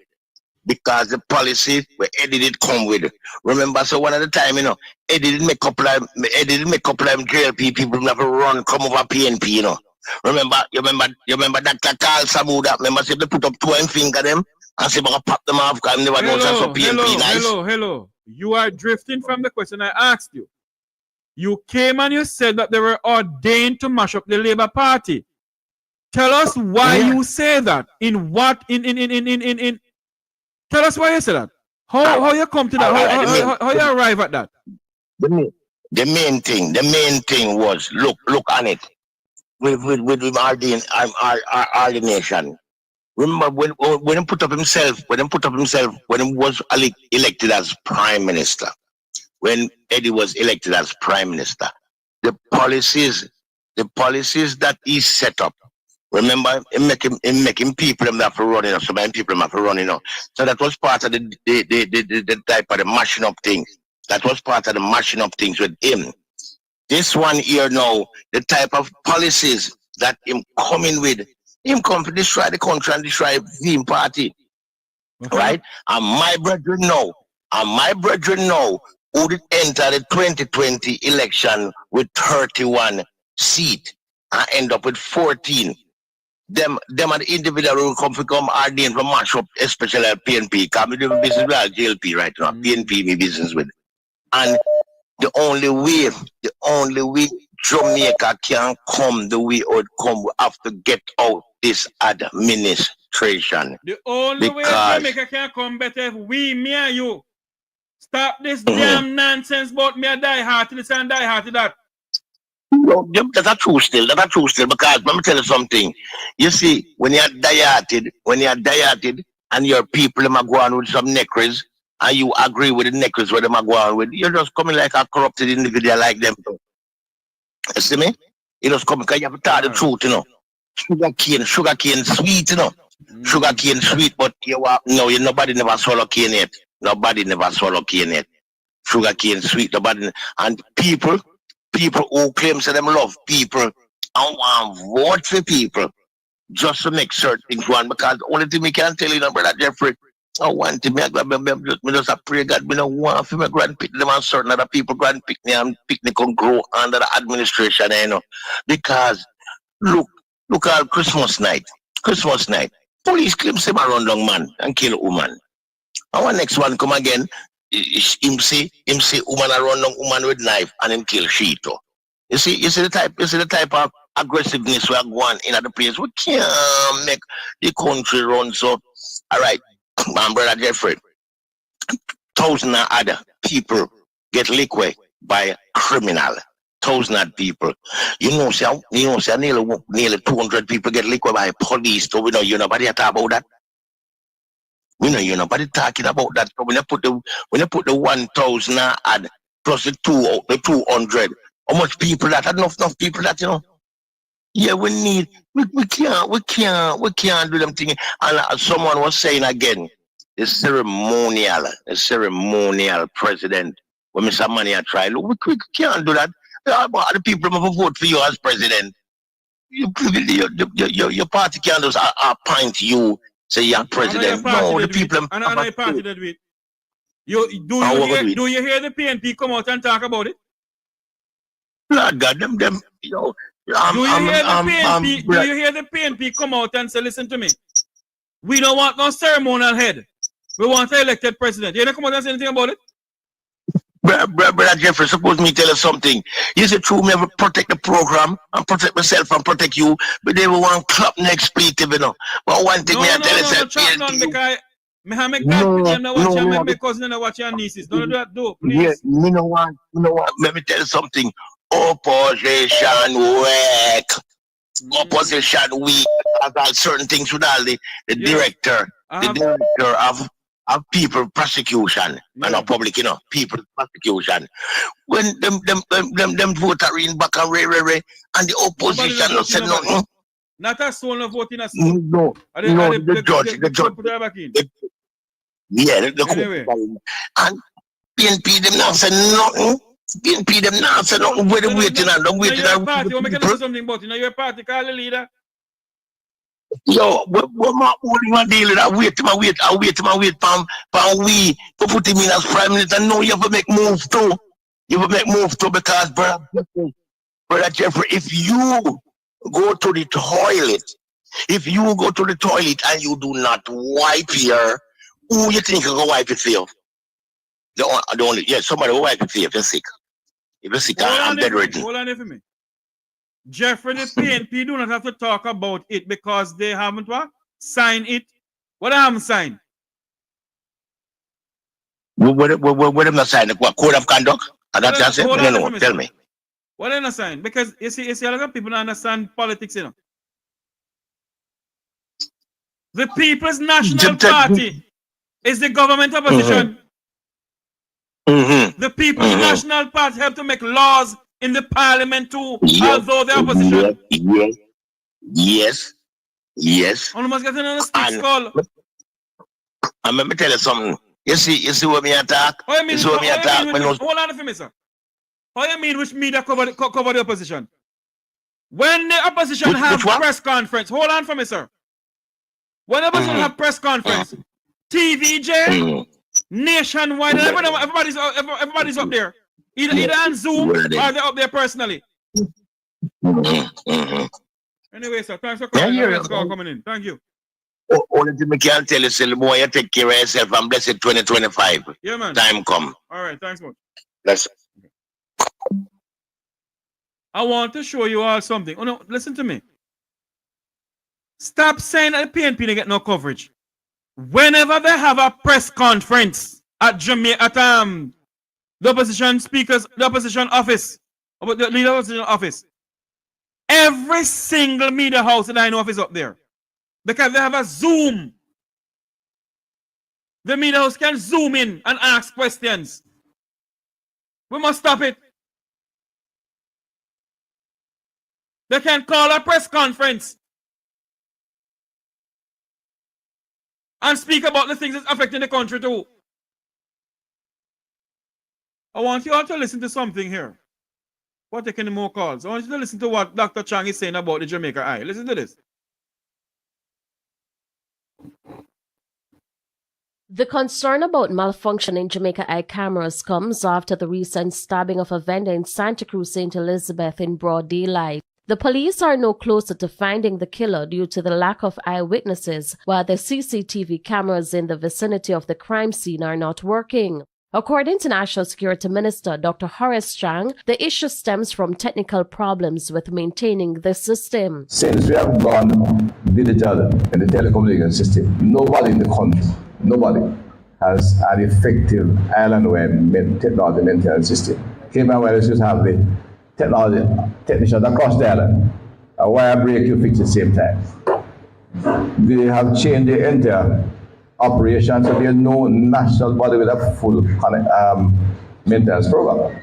Speaking at the Newmarket Community Meeting in St. Elizabeth Wednesday, Dr. Chang says currently small entities are being contracted to handle the maintenance, but the quality of work varies. So there's a significant number of cameras are down, and it's among the reasons why we have what you call a steady pace to execute, because we have to overcome the maintenance problem. So we have just about 1,000 cameras down. Santa Cruz is one that has a good layout.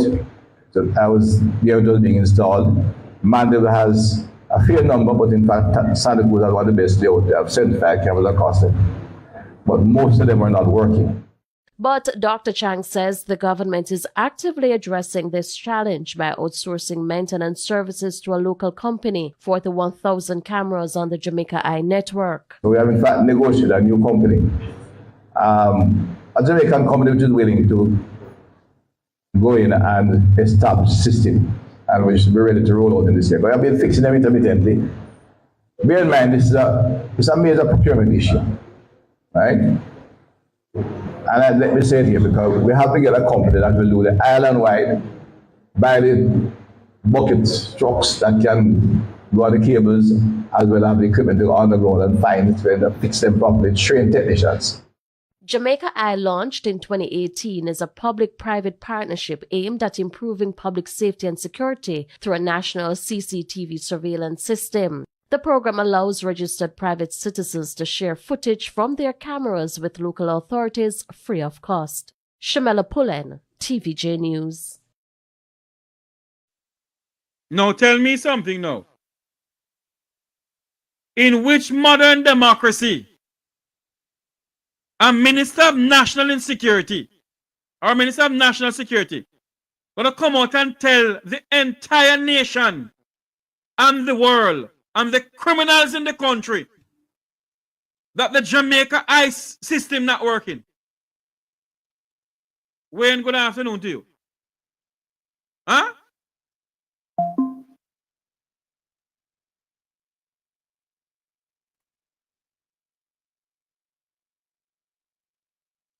Huh? How is it that you not come and tell the people that Jamaica are not working? Now tell me something. Aren't you, Dr. Chang, sending a clear message to the criminals that they must come on out because they are not work? Do you know what to do? And the mercy of God keep you over the Christmas season. That we don't hear about some mass shooting.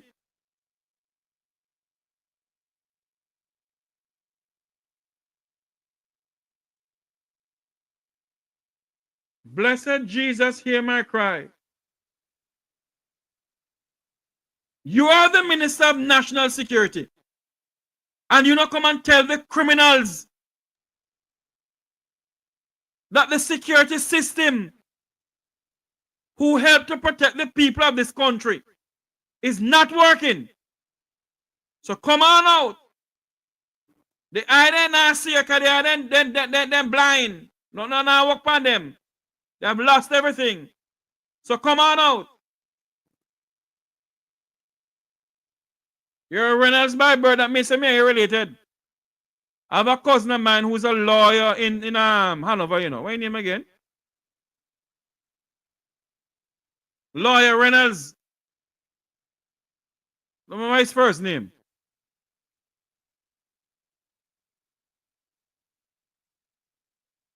You have this man telling the people about the Jamaica ICE system now work.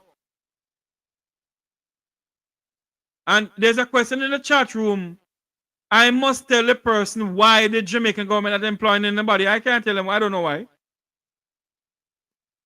What I can say to you all, but if the leader of the opposition asks for a press conference, don't look at me and tell me, said TVJ, nor CVM. None of them not go there. Because I have listened to their press conference before, and I've heard people from Nationwide News, TVJ, asking questions.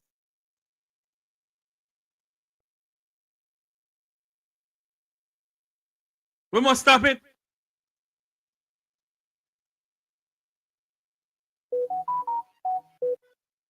Anyway, let us switch from there, go to something else. We're going to go over to the whole system of, I hope it's this one here. Is this one? Yes, I hope it's this one. I hope it's this one. Yes, it's this one. I want you to listen to something here. As soon as I put it up here. I want you to listen to something here wherein my good friend from Portland,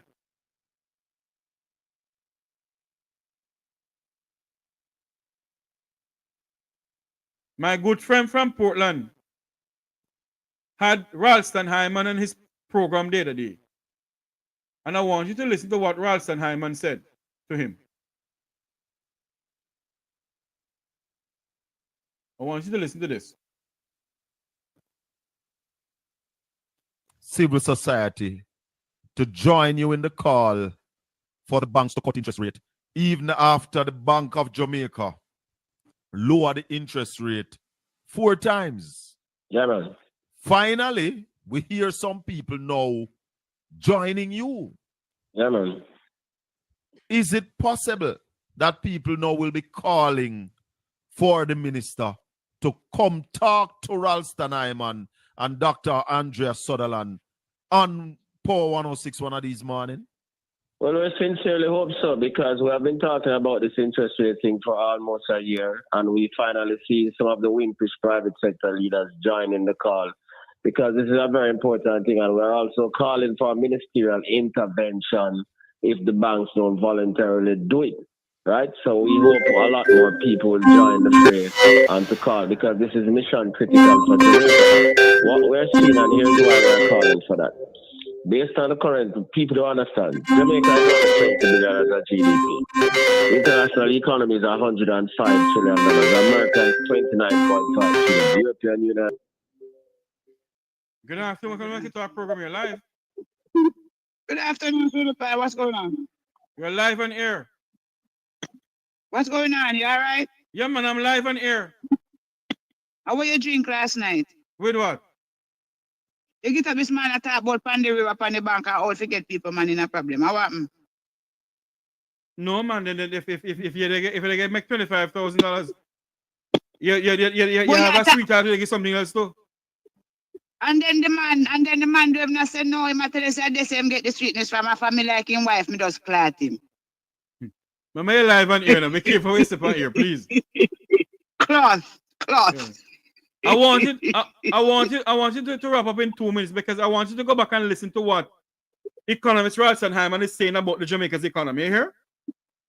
Yes, I will. I sure will. All right. I sure will. Okay. And one thing is that it's expensive. This hotel thing is expensive, you know, because me go up online the other day and say me a book hotel and flight. And you know, say over $11,000 for stay here. 11,000 what? US dollars? Jamaican dollars? $11,000 for yes, for airplane and stay. $11,000. Lord, 11,000 and change. Me. Yes, me go up online. Yes, I'm go flight. Them not give me no car. The hotel and the flight. That's it. $11,000. They're supposed to put car night. I want about 20,000. Mm-hmm. Walking in the divine purpose. Why you laughing at Pandy River, Pandy Bank, Pandy River, Pandy Bank? You're soon there for Pandy River, Pandy Bank. Your wife going licking at your head. Anyway, let's go back to the other part of the program. All right, Tony. Love you. Right. Cool. Yes, I want you all to listen to, please do not call in the program yet. I want you all to listen to what economist Ralston Hyman was saying to my good friend Colin Bell and Portland Spice TV the other day. Very important. Jamaica is in a recession. Listen to this. Go back up to here. I want to start it over. Call for the banks to cut interest rate, even after the Bank of Jamaica lowered the interest rate 4 times. Yeah, man. Finally, we hear some people now joining you. Yeah, man. Is it possible that people now will be calling for the minister to come talk to Ralston Hyman and Dr. Andrea Sutherland on Power 106 one of these morning? Well, we sincerely hope so because we have been talking about this interest rate thing for almost a year, and we finally see some of the wimpish private sector leaders joining the call because this is a very important thing, and we're also calling for ministerial intervention if the banks don't voluntarily do it, right? So we hope a lot more people will join the fray and to call because this is mission critical for Jamaica. What we're seeing, and here's why we're calling for that. Based on the current, people don't understand. Jamaica is only $20 billion as a GDP. The international economy is $105 trillion. America is $29.5 trillion. European Union is $20 trillion. China is $18 trillion. The international economy is dominated by those countries. The Federal Reserve Board, the American Central Bank, is the world's most powerful independent central bank because it manages the American economy and the reserve currency. Yeah. Now, what we're seeing is that the Federal Reserve Board started the rate hikes in order to deal with the high levels of inflation, the highest levels of inflation in 40 years caused by COVID-19 and the supply chain breakdown. So that forced international central banks to hike their rates because if you don't, then there'll be a run on their currency to take advantage of the higher rates in the US, and the US dollar is seen as good money. Right. So now that the Fed is coming down, the Bank of Jamaica is taking the opportunity to come down And what we're seeing is that the banking sector is not responding. Now, when interest rates are lower, it means that you can have more projects and more investments and more jobs and more growth. And that is why we're calling upon the banks to do that, because what we're seeing is that the policies that are going to be pursued by the Trump administration will lead to higher levels of inflation, and then there'll be very few rate cuts. In fact, the chairman of the Fed said there'll be only 1 or 2 rate cuts next year, because inflation is likely to accelerate under the Trump administration. Right. So it means that the Bank of Jamaica has very little room to cut rates again. So it means that the country, must get the opportunity to benefit from the 4 rate cuts that are already in place. And we have not seen the 2 major banks make any move thus far. No. Ralston, No. If I suggest to you that this present Andrew Holness administration is in the pockets of the banks, hence they are not making any move, what would you say?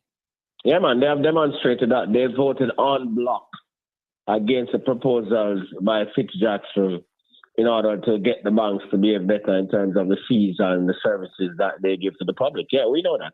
So, do you all remember? Hold on there for me. Make I get this thing up here. Do you all remember when MP Jackson took the banks to court because they're charging an exorbitant amount of money to their customers? And that is why you hear some banks make much billion-dollar profit. Do you realize that Jackson took them to court? And the Holness administration wouldn't fight for Jackson? I want you to listen to what Ralston Hyman said.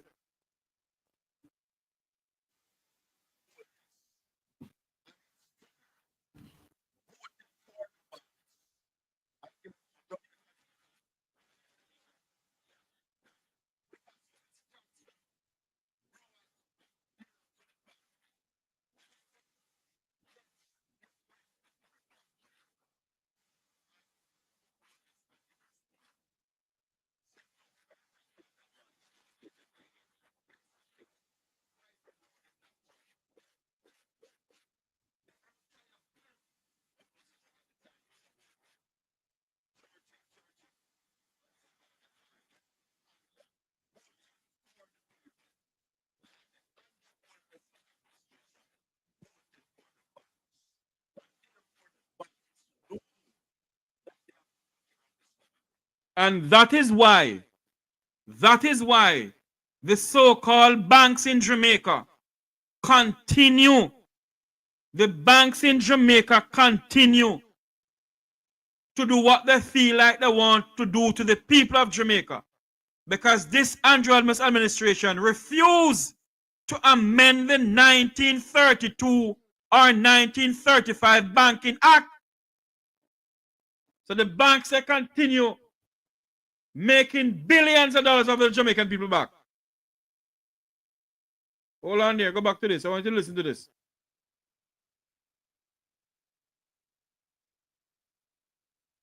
Every single man voted against it. Every single one of them. Except Mike Henry, who did not turn up. Yeah. The entire PNP opposition at the time was about what? 32 members? Yeah, they voted for it. Yeah, 31 voted for the people. And the Andrew Holness-led administration voted for the banks. And therefore the banks know that they have the backing of this government.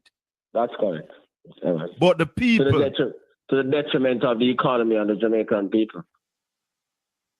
Much people understand that, Ralston? No, and that is why we are having this continuous education program, trying to get our people to understand the importance of the rate reduction by the banks and let them know that the banks are holding the country hostage. And who is on their side and who is not. Precisely. So, with this recession that we are in now, Ralston, and I ask you this question Saturday morning, but I have to ask you again, what does this mean for the average Joe, the taxi? Hold on there.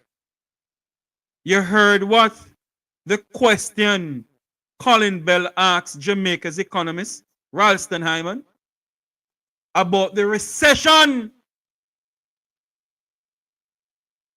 In other words, Jamaica's world-class Minister of Finance,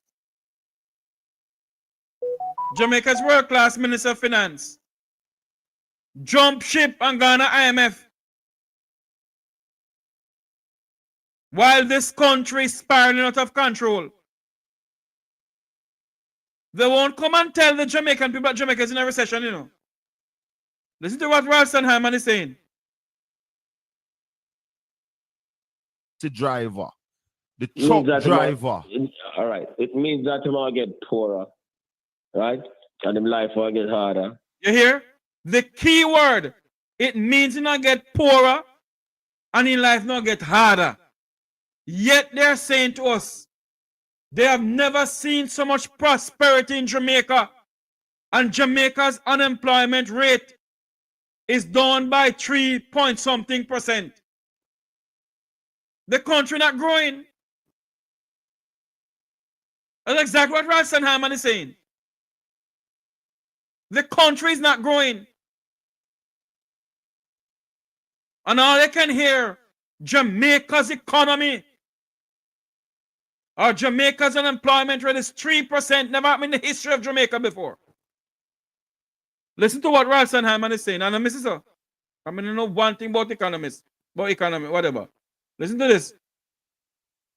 And him woman would have left him. More man gonna see him and beg him. He have to look out more for the robber them because things are just get harder all around. Simple, straight language. All right. You hear what Ralston said? People like you and me and our family members have to look out more for the robber them. Look out some more for the robbers. Because things getting harder and harder. The economy is not growing. Recession is in the country. And the newly Minister of Finance will never come and tell us that. $3 trillion of taxpayers' money is unaccountable for. $3 trillion of taxpayers' money is unaccountable for. You have some people who never go to school go do accounting. All they can see is them party. And whatever lie them party telling them tell us a Bible and verse. You see me? I ask questions because I don't know one damn thing about certain things, so I ask questions. And I ask questions because I want to learn something. I don't want no party tell me nothing. Nah, no prime minister tell me nothing. I try learn things for myself. And when you have people who are economists come on and talk, all I can hear them a dirty comrade or them a dirty labor right. $3 trillion of taxpayers' money is unaccountable for. Things are going to get harder and harder in Jamaica. So all of those who take up for them party, dog nyam on the supper, not him get to accident and can't go by. I want you all to listen to some more of this.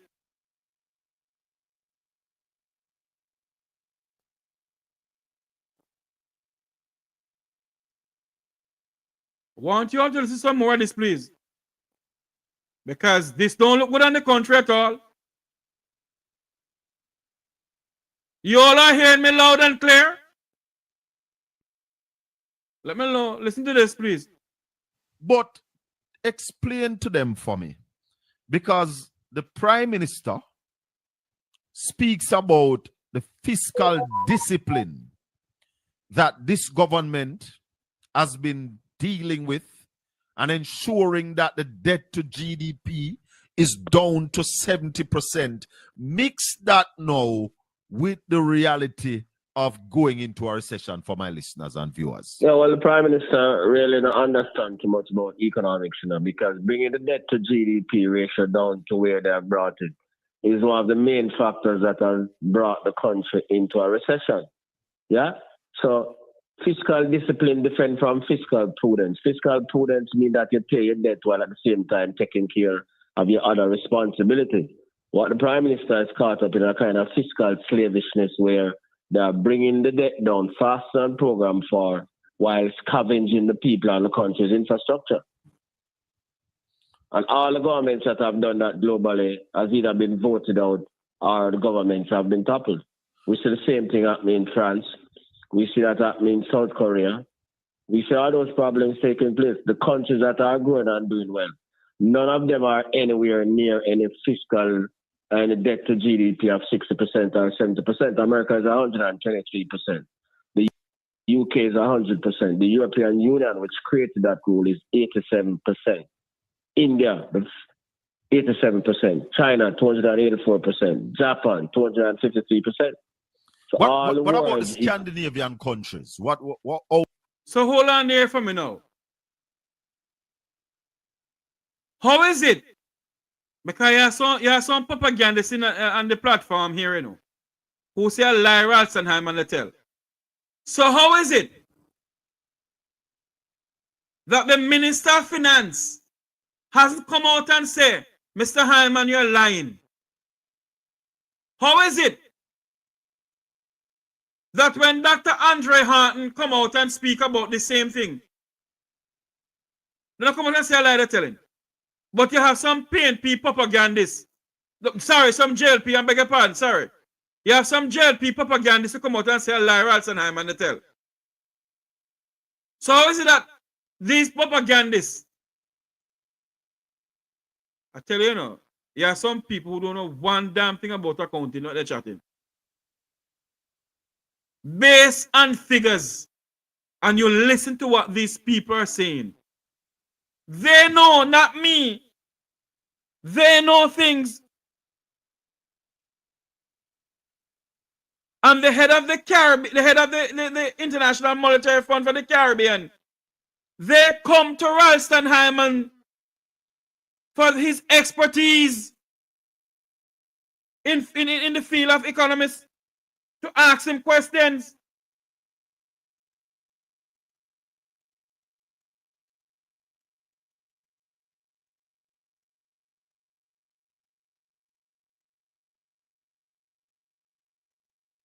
Jamaica is in a financial crisis.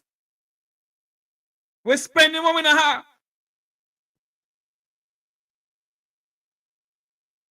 But you cannot tell these people nothing because them partying upon them party come first. Listen to some more of what Ralstonheim is saying. This country is in a serious, serious crisis.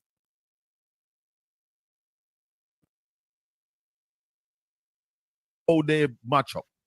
Yeah, all of them are above the 60%, and they have heavy taxes in order to keep them close to that target. So what is the heavy benefit? Taxes. What is the benefit to the teachers and the nurses and the firefighter of Jamaica getting GDP down to 60%? Because that's the target, right? Yeah. There's none right now. What they're telling you is that they can get more money to borrow cheaper. So what they're doing is sacrificing the economy to borrow money cheaper tomorrow. If you grow, you need less money to borrow, and you can have a better living standard, and you can service the debt on a sustainable basis without sacrificing the next generation. That is if you grow the economy. Yeah. So how then, if they are not growing the economy, how do they get the debt to GDP down to this where we are now? Well, the big ticket items was when Peter Phillips was there. Venezuela sold us $3 billion in debt for $1.5 billion US. That helped us to save over 20% after the debt. And then when they came in 2017, they changed the definition of the debt and took out the Bank of Jamaica debt, which brought us down to about 80-90%. And remember, that debt to GDP is based on nominal GDP, not real GDP. So we measure growth on real GDP, and we measure debt on nominal GDP. The difference between nominal and real GDP is that you adjust nominal GDP for inflation. No, Ralston, hold on, let me check where we are. Oh, we're not at that break yet. Are you people really listening to what Mr. Hyman is saying? We must listen.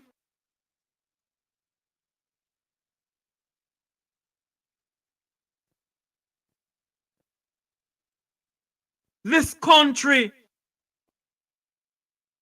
I don't believe that Jamaica unemployment rate is 3%. Lie! There's absolutely no way you can take a man who da wipe car glass in the heart of halfway tree and say in the work. What go so? Huh? A man who is seen in the heart of Kingston or Montego Bay or wherever. Thank you for that super chat. Thank you so much. Hit the super chat button, please. Hit the super chat button. Thank you so much for that super chat. Eh?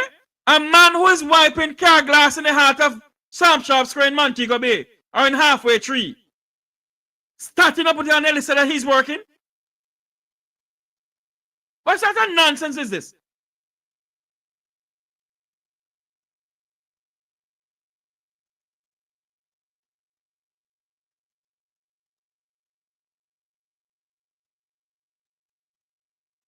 $3 trillion of taxpayers' money is unaccountable for. 3 trillion. What is Jamaica's debt to GDP now?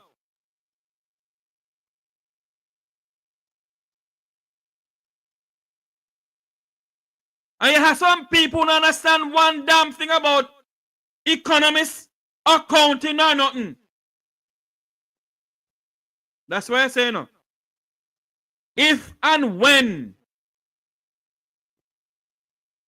Golden become Prime Minister of this country, Mr. Mark Golden, he better do a forensic audit in this country. No?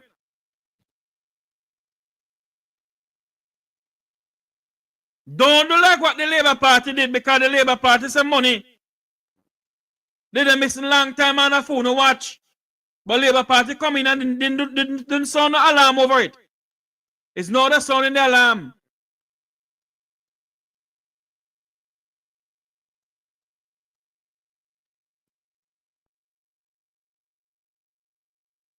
I have never found Ralston Hyman to be telling lie about anything. He's always on target. Always on target. He's always on target with all of this. Ralston Hyman is saying right now, this country, Jamaica, is in a recession.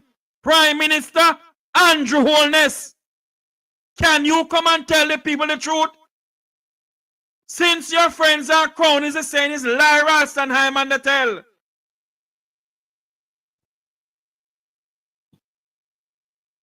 Come and tell them people of Jamaica, you and the Minister of Finance. Is Jamaica in a recession, yes or no?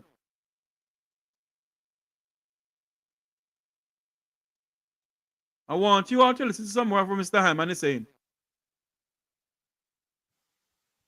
Look at a country like Trinidad and Tobago. Where's the Trinidad and Tobago debt to GDP? Trinidad and Tobago is about 64, 65%.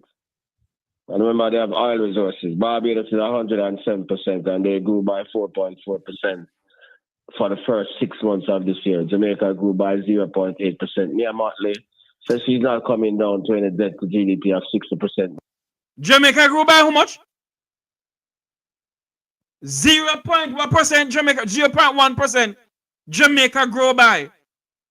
Jamaica's debt to GDP, Jamaica grow by 0.1%. Unemployment is down 3%. Lowest in the history of Jamaica, according to the Prime Minister and the Minister of Misinformation. Listen to some more of this. Before the year 2033, 2034. Mm-hmm. Yeah, because he wants policy room to grow the economy and to improve the quality of life of our people. A country like Kuwait, Saudi Arabia, where are those countries as it Well, them relates man to don't need to borrow money. Them man are net lenders of money. Them man don't really borrow money. Them man have oil resources. So them their don't really debt to borrow. GDP is single digit. Yeah, man, because But- them not borrow. But the difference is they are producing. Yeah, man, so them not for borrow. They are the ones who lend money. Ralston, what caused this problem? It's not just paying off the debt faster. What else caused Jamaica to be in this situation now? Well, as we said before, so the government is a major player in the economy. So if the government use the bulk of the taxes to pay down the debt and do not invest in education, do not invest in infrastructure, all those things affect productivity. Those things drive away investment. So they have it mixed up. They believe if they pay down the debt, they'll get more investment. But if you pay down the debt and you don't have any roads, you don't have any educated people, and crime is on the loose, then you're not going to get the level of investments that you expect to get, right? Additionally, they have a private sector that is not very innovative. So if the government creates a condition where it is difficult for them to invest, they are not going to push the envelope and invest. They'll continue to gather margins by pushing paper. So we see the central bank, even today, the central bank came out today and said that they are floating a fixed rate CD at 6.5% per annum for 26 months, and that's $30 billion. So the private sector, rather to put their money into those things. So what we see, we have the government at the same time tightening the money supply, Bank of Jamaica tightening money supply. And when they tighten money supply, Bank of Jamaica, they issue paper at high rates, and the private sector people play it safe and put their money in paper rather than in production. But Ralston, I heard the Prime Minister in a speech, I don't remember if it was at the university at the West Indies, was quarreling about in the 90s when government paper used to be what the investors used to invest in, and basically saying that was bad for the country. But the government float what, about 4 paper within the last month, 2 months? No, man, more than that. Every day, every week, them float at least 2-3 paper. Today, Christmas Eve, they just floated $30 billion. The Prime Minister talking foolishness. And that is why I'm telling you about the University of the West Indies, because he should be corrected at that point in time when he said that at the University of the West Indies. But why now that why after him said that and said it was lazy, why are we now floating these papers? Because they want to use that in order to prevent people from buying the dollar. Right now, the dollar is overvalued. The dollar is trading at 154. So we moved from 161 to 154 while the trade deficit is widening. The rate of exchange is supposed to be a function of what is happening in your external accounts. So that kind of voodoo economics where your external account is deteriorating, but the value of your currency is appreciated at the same time. So what you're saying, hold on, what you just said a while ago, the dollar is overvalued? Yeah, man. So are you saying that the Jamaican dollar should be at about 170 to 1 US? No, what we're saying is that based on the measurement, the dollar should be more trading somewhere in the region of 150, 160 rather than 155. So, but the reason that it is trading at 155 is because they are taking out all the money out of the system. So that is why people are saying, Christmas are coming and the money out of the system. On the government side, the government is using the taxes to pay the debt faster than programmed for. And on the monetary side, the Bank of Jamaica is taking the money out of the system and locking it up in the vault and paying you to keep it in the vault in order to protect the dollar. You're listening. Hold on, Ralston. So hold on, now. Hold on there for me now. Are you truly listening to what Mr. Hyman is saying? We must make sense out of nonsense, you know. There's no money circulating in the economy for Christmas. And they're pumping money to save the Jamaican dollar. That look like a country growing to you? That look like a country where, according to the PM and the Minister of Information, Jamaica's unemployment rate is at 3%? That look like something like that? I am no accountant, nor do I profess to be anything like that. But common sense must prevail.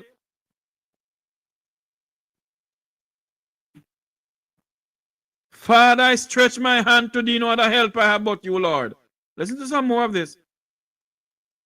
You're listening to Portland Spice TV. You're listening to Styles FM 96.1, 96.5, 96.7. I assure you, we're taking the break on Styles FM on the policies that they were pushing. I said to somebody yesterday that I am yet to hear one policy that will push production, even after the statement about pivoting. I don't hear how we're going to drive production in this country. Have you heard it? No, he never even used that terminology. He rarely used the terminologies about production and exports. All he talks about is debt to GDP and primary surplus. What he's doing is relegating economics to an accounting exercise, and that is why I never rated him. He has no policy to deal with production. The best way to pay down the debt is to produce more.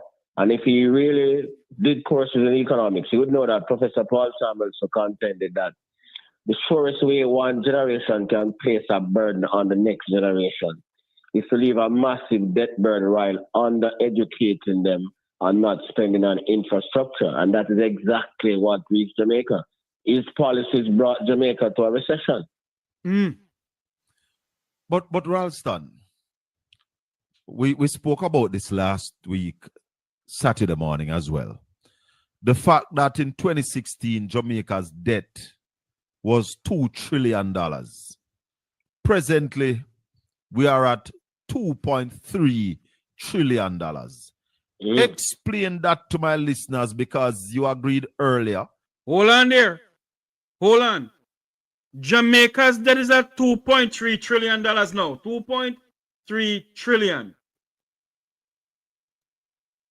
And $3 trillion isn't accountable for. Jamaica's debt stand at, as of now, $2.3 trillion. So $2 trillion then. And the Auditor General is saying to the Jamaican people that $3 trillion of taxpayers' money is unaccountable for in Jamaica.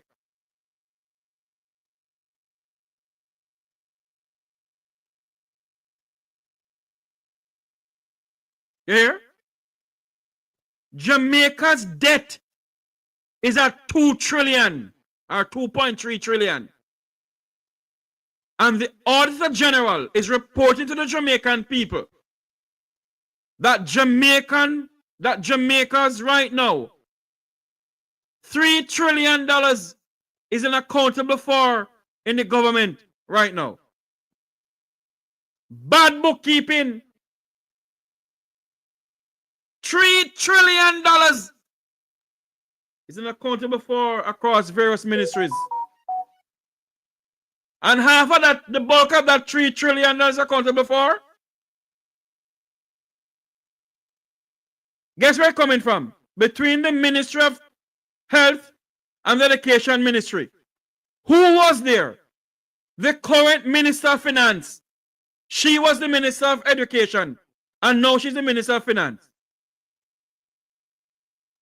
$3 trillion is unaccountable for. And Jamaica's debt stand at $2 trillion.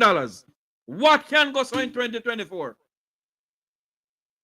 Mr. Sean Reynolds, attorney at law. Good afternoon to you, sir, if you're watching me. Want you to listen to some more of this? That this present administration is paying the debt faster than we should be paying more on the debt than we should be paying. How though we are owing more than we were owing when this GLP administration took office? Because he's borrowing more at the same time. That's a con that people don't know. Last year we borrowed $139 billion. This year we're borrowing $260 billion. So these are... Repeat what I said a while ago. Come in and hear good what I say. Colin asks Ralston, how is it that we whom the debt is more, yet they pay no more money? You hear what Ralston said? They're conning the Jamaican people and they're borrowing more money. Listen to some more of this. On the debt than we should be paying. How though we are owing more than we were owing when this GLP administration took office? Because he's borrowing more at the same time. That's a con that people don't know. Last year we borrowed 139 billion. This year we're borrowing $260 billion. So these arguments that them come out and say, we're building the perimeter road in Montego Bay and we never borrow a cent. We buy 100 buses and we never borrow a cent. Lie. Remember, you know, the revenues for the budget is only $1 trillion, and the budget is $1.38 trillion. Of that $1.38 trillion, they are borrowing $260 billion. So they're almost borrowing the 0.3. Yeah. Yeah. So they might not borrow directly to buy the buses. But they're borrowing to fund the budget. And the money for the buses coming out of the budget. Correct. Simple. So simple. So hold on. So it's a big con business that going around here. Yeah, man. Yeah, man. And that's why people must follow the figures. The finances for the budget is $1 trillion in taxes, $260 billion in borrowing, $4.6 billion in grants, and the transfer of $887 million from the Capital Development Fund. That's how the budget is going to be funded. No new taxes. Is Right. that true? Well, no new taxes in the sense that they have named a new category of tax. And that is what is confusing the people, but they are collecting more. Because every time when you have a consumption tax, every time people buy something, as the price of that thing goes up, it means that you pay more taxes. So when something is for $100 and you pay the tax on it, you pay $15. When it moves to $200, you pay $30 in taxes. So they are guaranteed to collect more taxes without naming a new category of taxes. And that is how they con the people. So they have named a new category of taxes, but they are collecting more taxes. Compare Jamaicans, or we are taxed compared to other countries like us around the world. Well, 30% of GDPs are the highest in Latin America and the Caribbean, and it's comparable to the European Union, where people see what they get for their taxes: good hospitals, nuclear. Jamaicans, or we are taxed compared to other countries like us around the world. Well, 30% of GDPs are the highest in Latin America and the Caribbean, and it's comparable to the European Union. 30% of GDP. Jamaicans are the highest tax people in Latin America and the Caribbean.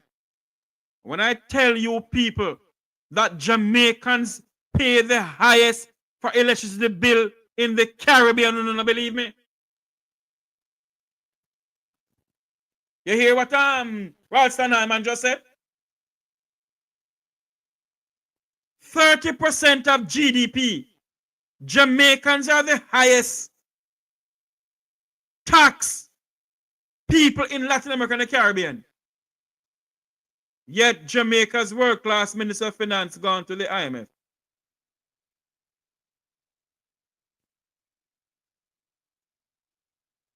Listen to some of Ralston Hyman saying, what a woe situation. What a woe situation. Weeping and wailing, lightning and thunder. What a woe. $3 trillion gone down the drain. Murder. Murder. Jamaican people, the ball. Andrew Holness, murder. Listen to some more of what Ralston Hyman is saying. Mama. Where people see what they get for their taxes. Good hospitals, nuclear bunkers. Hold on. Yeah, Hold on. the ambulance. Hold on. Slow down. Slow down. You are saying that Jamaicans, we are taxed 30% of GDP. Of GDP. One of the highest tax rates in Latin America and the Caribbean. How much is American tax? Well, America is about 25% of GDP. You know, the Scandinavian countries then touch up the 30%. So this and listeners and viewers, the Scandinavian countries are countries like them European Sweden countries, and Denmark Sweden, and all of them places. But in those countries you get free health care. Everything you get. Proper free health care, not free health care like Jamaica. Yeah, them have them have nuclear bunker where we can take in the entire country. If a nuclear bomb is supposed to be dropped, they will be secured. They have proper roads. They have free education up to the tertiary level. Yeah, man. But you are saying in Latin America and the Caribbean, Jamaica is the most taxed country? Yeah, man, we have one of the highest rates, and I'm saying our rates are comparable to the European Union, where their rates are upwards of 30, 34, 35. So that's who we are keeping company with in terms of taxes. But we are the highest. Jamaicans pay the highest in taxes in Latin America and the Caribbean. 30% of GDP. 30% of GDP. Jamaicans pay the highest in taxes in Latin America and the Caribbean. Jamaica's national debt stands at $2.3 trillion. And $3 trillion is unaccountable for across various ministries within, and the two political parties is to be blamed.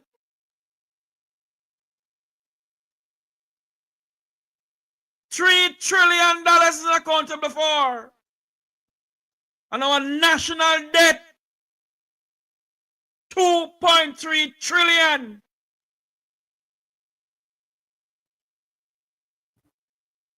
What a woe situation. Weeping and wailing, lightning and thunder. What a woe.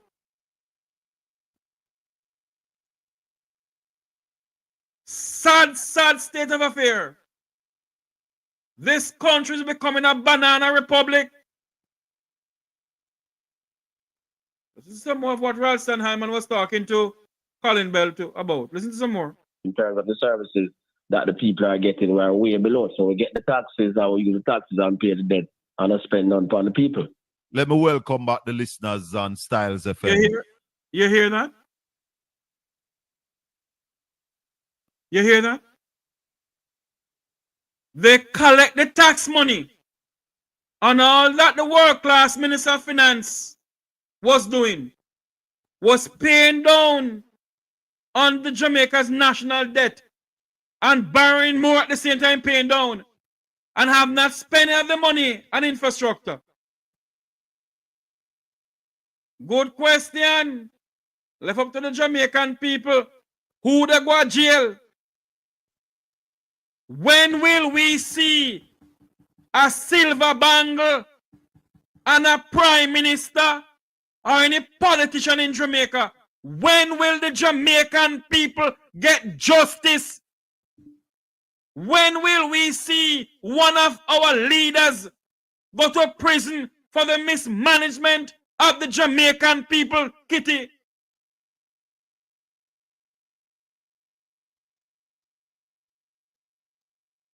The debt of the country is 2-point-something trillion, and $3 trillion is unaccountable for. Lying to the people about Jamaica's unemployment rate is at 3-point-something or 3%. Lie from the pit of hell. The country's economy not growing. We're in a recession.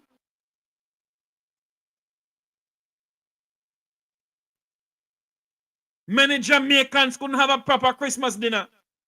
They couldn't buy the ghetto oxtail. They couldn't buy the ghetto oxtail.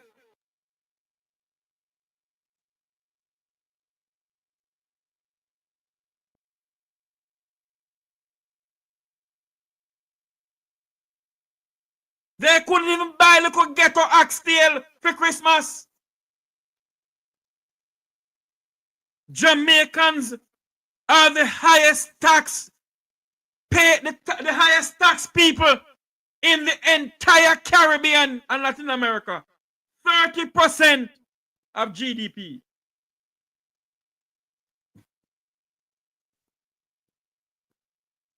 30% of GDP.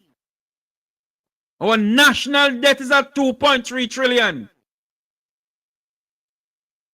And across two political administration, the PNP and the JLP, $3 trillion is accountable for. Mostly so on the JLP side. And you don't hear nothing about it. All they can hear that Jeanette Calder from Jump is lying. No money is accountable for, and she must use a different word.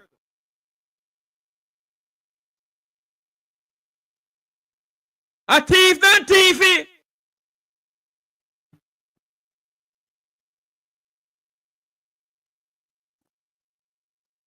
So we must use no big flamboyant words. Why is it that the Minister of Finance, same way Ms. Calder from JAMT, can come out and explain to us the Ministry of Education how much billion, the Ministry of Health how much billion? Why is it that Favour Williams can come and tell the Jamaican people, say, okay, yes, that is unaccountable for, but this is where XQY is being spent and blah blah blah blah. You hear nothing from the Minister of Finance. But at their press conference, they're gonna say, oh, nothing not so no money is missing. So we are nincompoop. We are scrabble. We don't have no sense.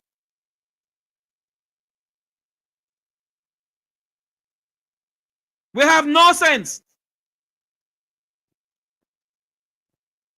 In which modern democracy you have a leader of a country under investigation and still leading the country?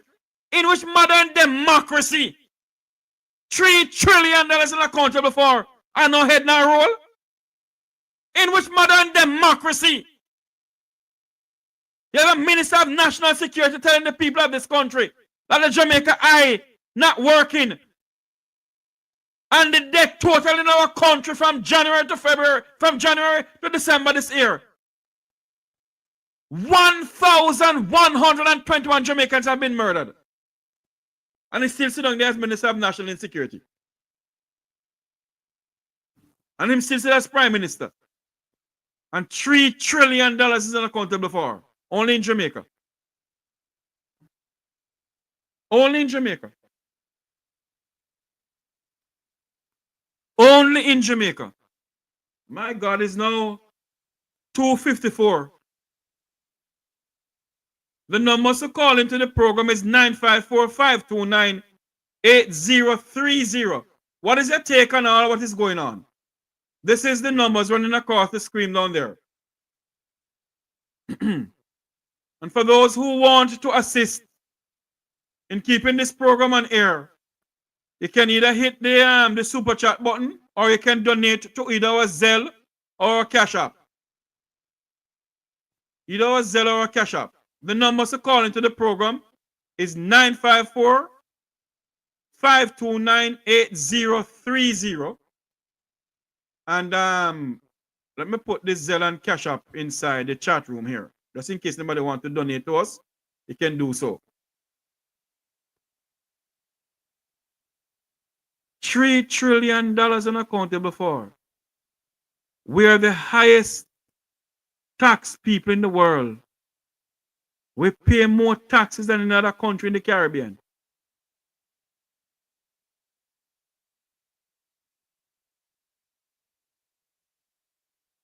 What a nation. And all you can hear is prosperity time. How many Jamaicans could afford a pound of turkey neck as it is dubbed get a oxtail? Good afternoon. Welcome to Mek Wi Talk program. You're live. Where are you calling from? Good afternoon, Mr. Jeffries. Working at Divine Purpose. I just have one question. Go ahead, ma'am. Okay, you make me dip on the ground now. When they put these people in Parliament, right? They don't look at their education background. No, Jamaicans don't do that. But because the lady they favor, she come from education, right? But hold on there. Favor Williams is a have a wealth of financial thing behind her name, you know.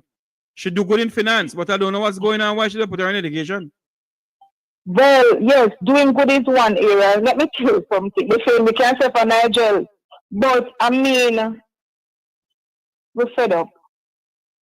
You're not fed up yet? Yeah. You ask a good question if they do a background check. I am being told that one man in a Manchester, he must have some gunman had passed some gun charges. And him no want to go over all the charge seat. Jesus of mercy. So me here so let me ask. But look here, the reason why I ask, because I'm a mathematician, right? I'm a mathematician. I did not go deep into economics, but I understand a bit. It's 2 different degrees, you know. Because we can good with in that area, not in that area. You have to learn. And you know, nothing over there, you know. What can we do? Because we are waiting for the permit, but what can we do in the meantime? Let me tell you something. What many of us fail to understand, that although we have a minister of finance, the minister of finance does listen to his permanent secretary and people who they put in the ministry who have accounting background. Yes. It's not said the minister himself do certain things, you know. It's the people in the background will say, okay, minister, this is what you're going to say and this is what you're going to do. And exactly this is what is going to happen. The country has a surplus of $1 trillion, or the country's budget for 2024 to 2025 or 2025 to 2026 will be at 44 trillion. And the outline to him what the 44 trillion is. Him not really know nothing too much, you know. Right, but don't him they have to take certain things to like the receipt? No, it goes to the permanent secretary. And that's why I keep on saying to you that the permanent secretaries in the ministries need to be held accountable for a lot of things. That is it now. So March 28 at the time. Hold on for me. We have been blaming politicians and we're not blaming the permanent secretaries. They are the one who is responsible for a lot of things.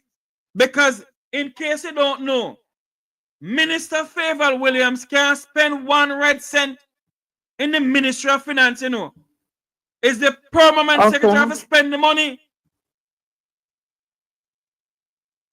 The permanent secretary, the permanent secretary name is on the checks, not the minister. Oh. So the permanent secretaries are to be blamed when the Auditor General is reporting that they don't get certain things. Is the permanent secretaries in the ministries is to be blamed. But don't this come right back now to March 28? To who? March 20, all right. Andrew Holness being the PM, right? Yes. And all of this. Can't he pull these things apart, draw these people up and say, all right, this is what needs to be done, seeing that he is the leader for the party? He's not, forget about the party. He's the leader of the country. Right. He has the sole duty to do so. And the opposition has a duty to go to the Parliament of Jamaica and demand, because they have an oversight committee of Parliament.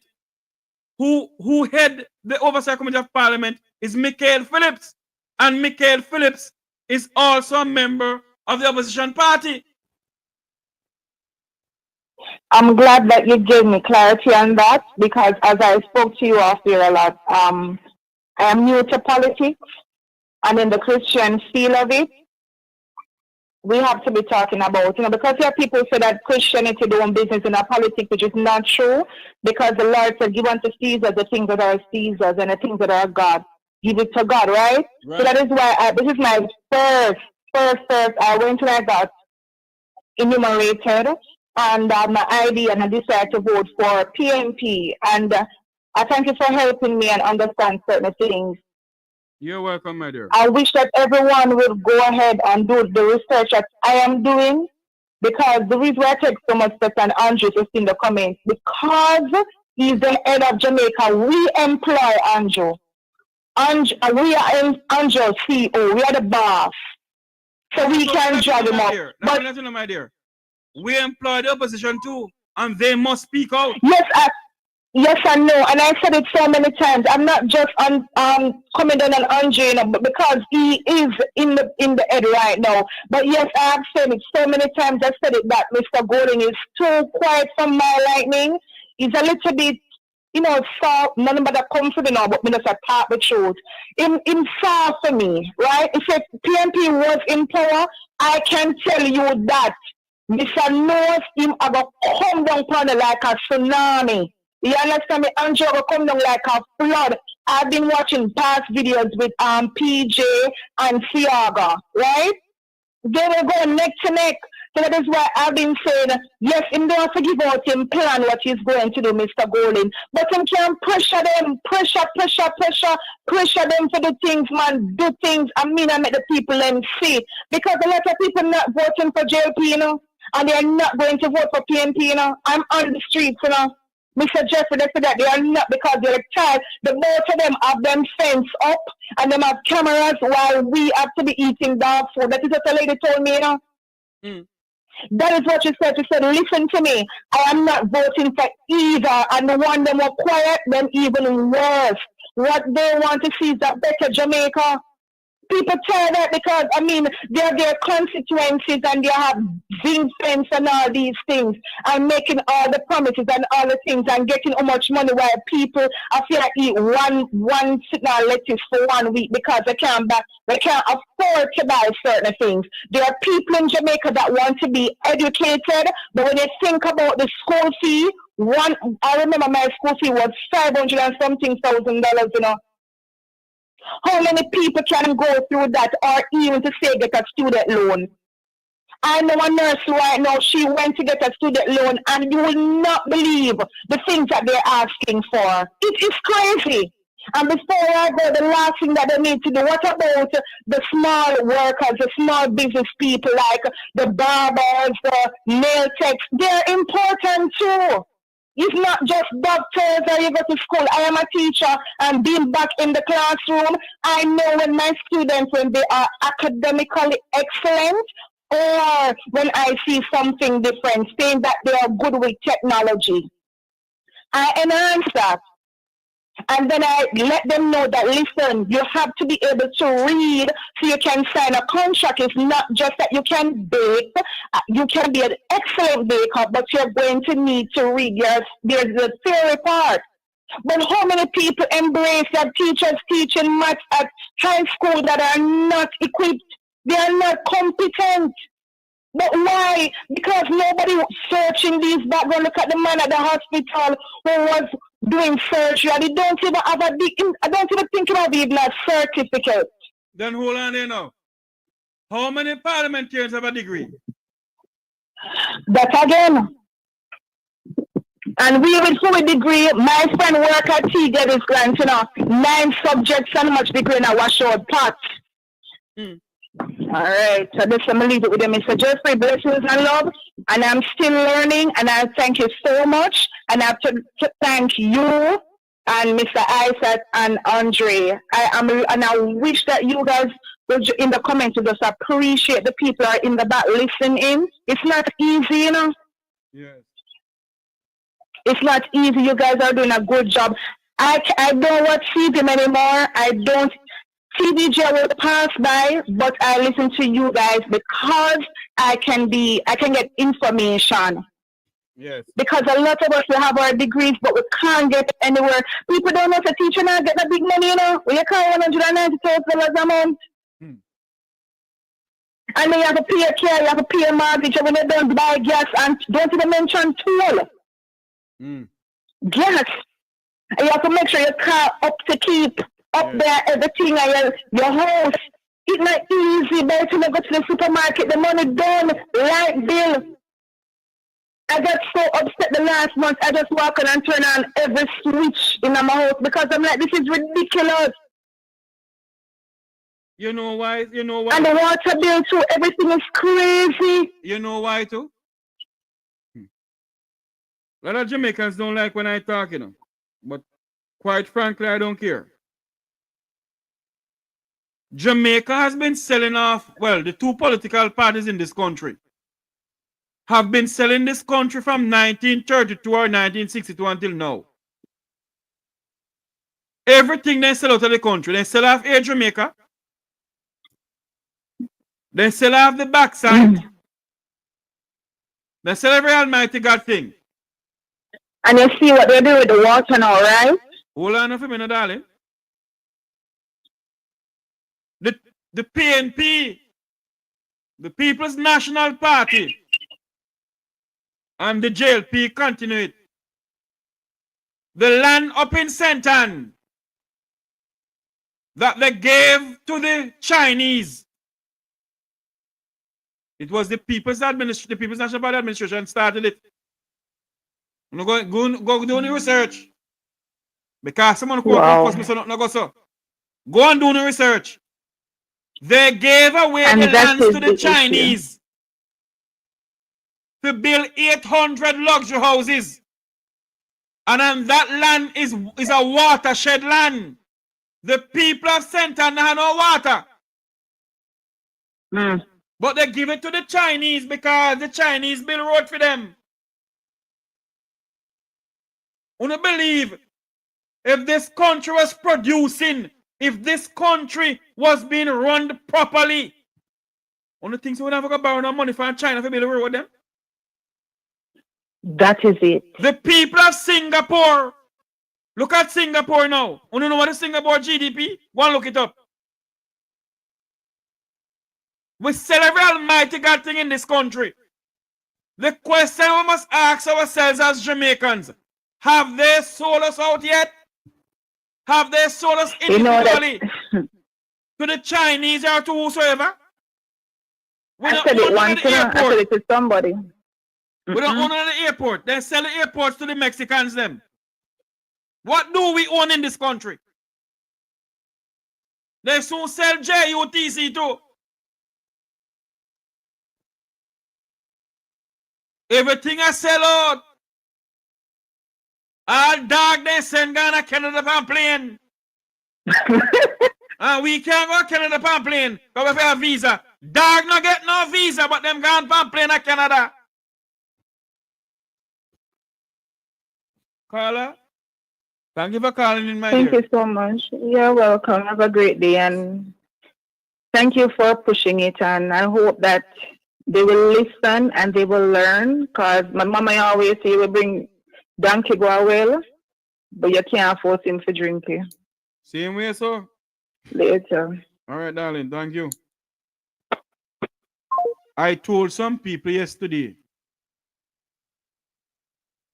There was a call coming in from London. They can call back, please. I told some people yesterday that 2025 is coming.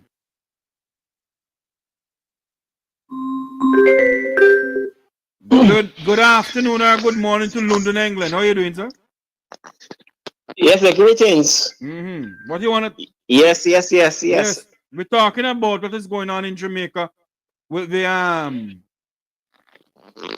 $2 trillion in debt and $3 trillion accountable for.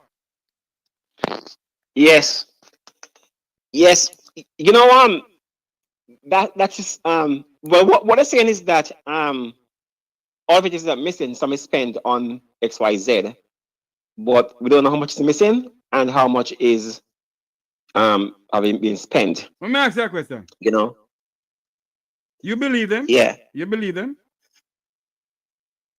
Well, the lady who did the research and find it out, I forget her name, and she was in the program last week. I can't remember whose program she was on. She wasn't the one who did no research, sir.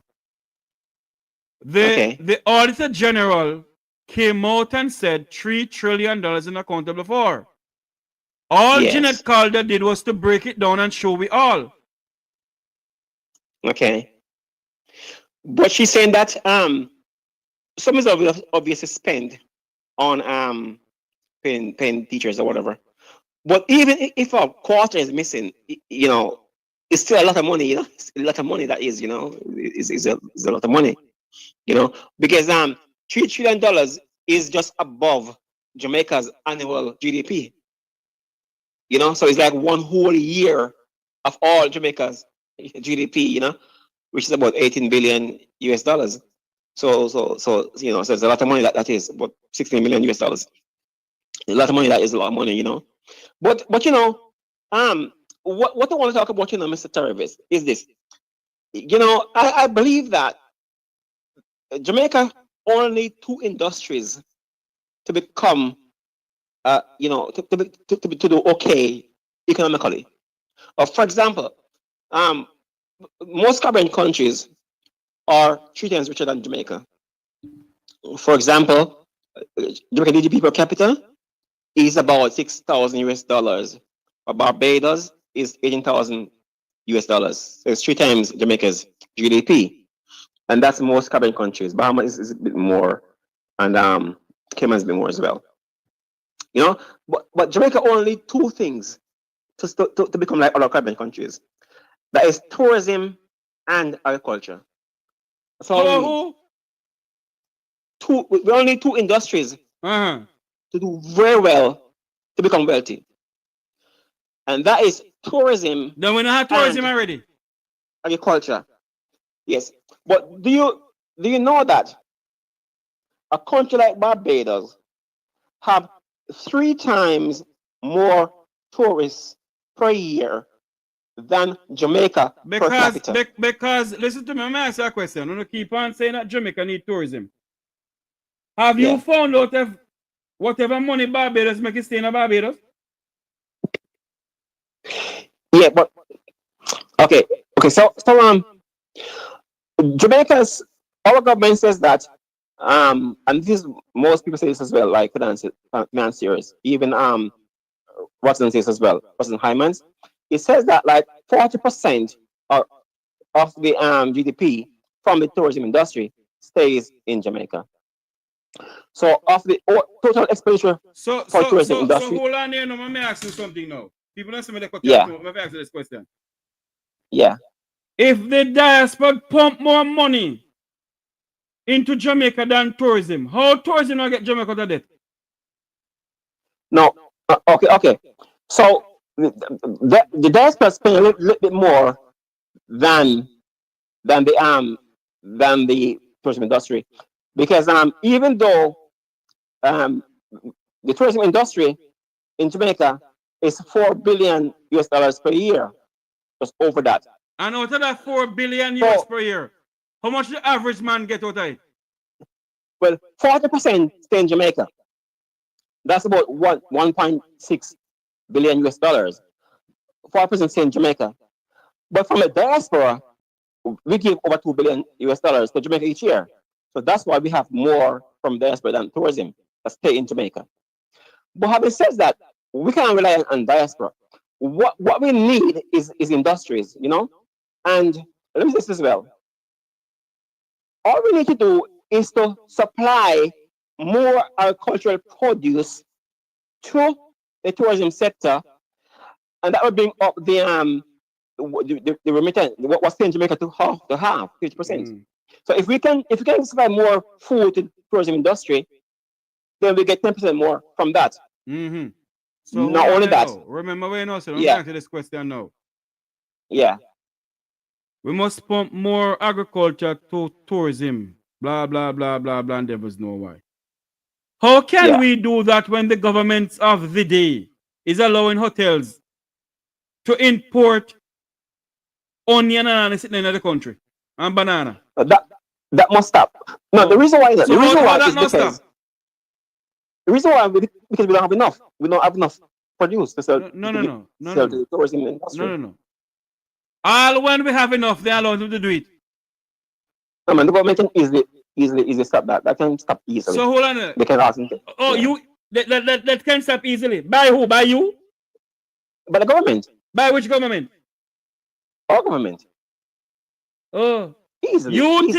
You believe that when them get them kickback money from the hotel owners, them not stop. Yeah. Them for coming in the country? Yeah, but even No, as answer the things question, stand. sir. Answer the question. Sorry. Okay. Do you believe, sir, that any government at all are gonna stop hoteliers from bringing in onion, potato, and those things into the country? But you know who bringing the food from overseas? The MPs them who have import And license. I'm asking you the question, sir. Do you honestly believe that they're gonna stop it? You know what we have to do. First thing we must do. Well, they would have to. We're gonna force them to do it. We can't force them to do it. Once they get the agriculture in order and we plant more agriculture, we have agriculture. We need it to sell. We gonna bring this to the tourists and they buy from us. And the hotel owners will be glad to buy from us.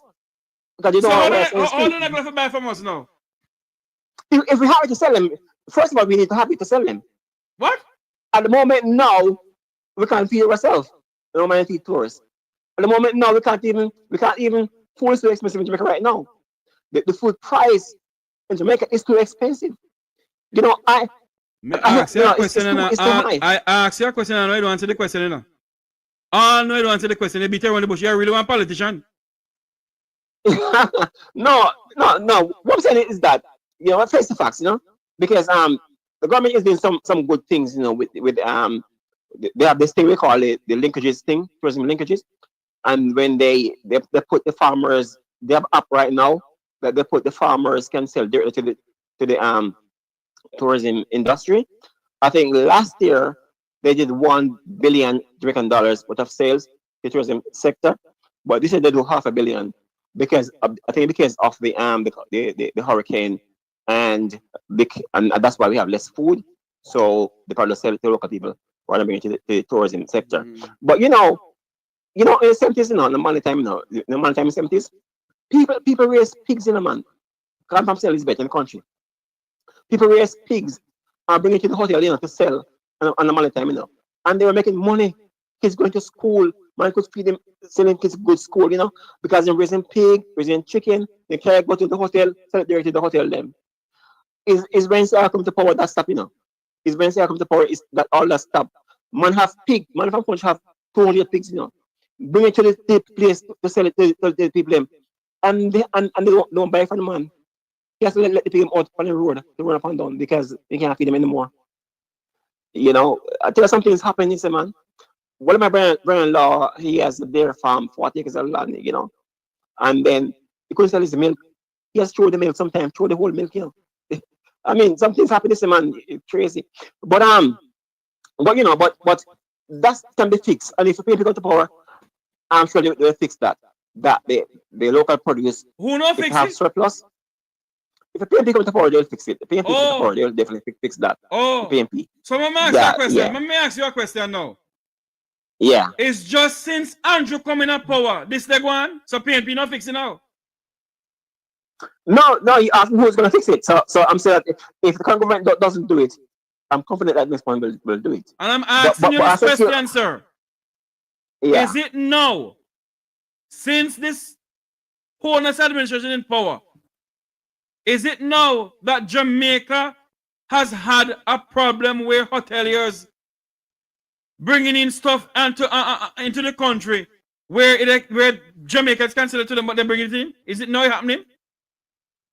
No, as I say that, you know, that last year the current government, Honest government, did some good stuff because they have the tourism linkages organized by the Ellen Bartlett, where as I say last year you have up now we can sell directly to the hotels. I tell you all the while, you know, you should go and run for politics because you can dance around questions, sir.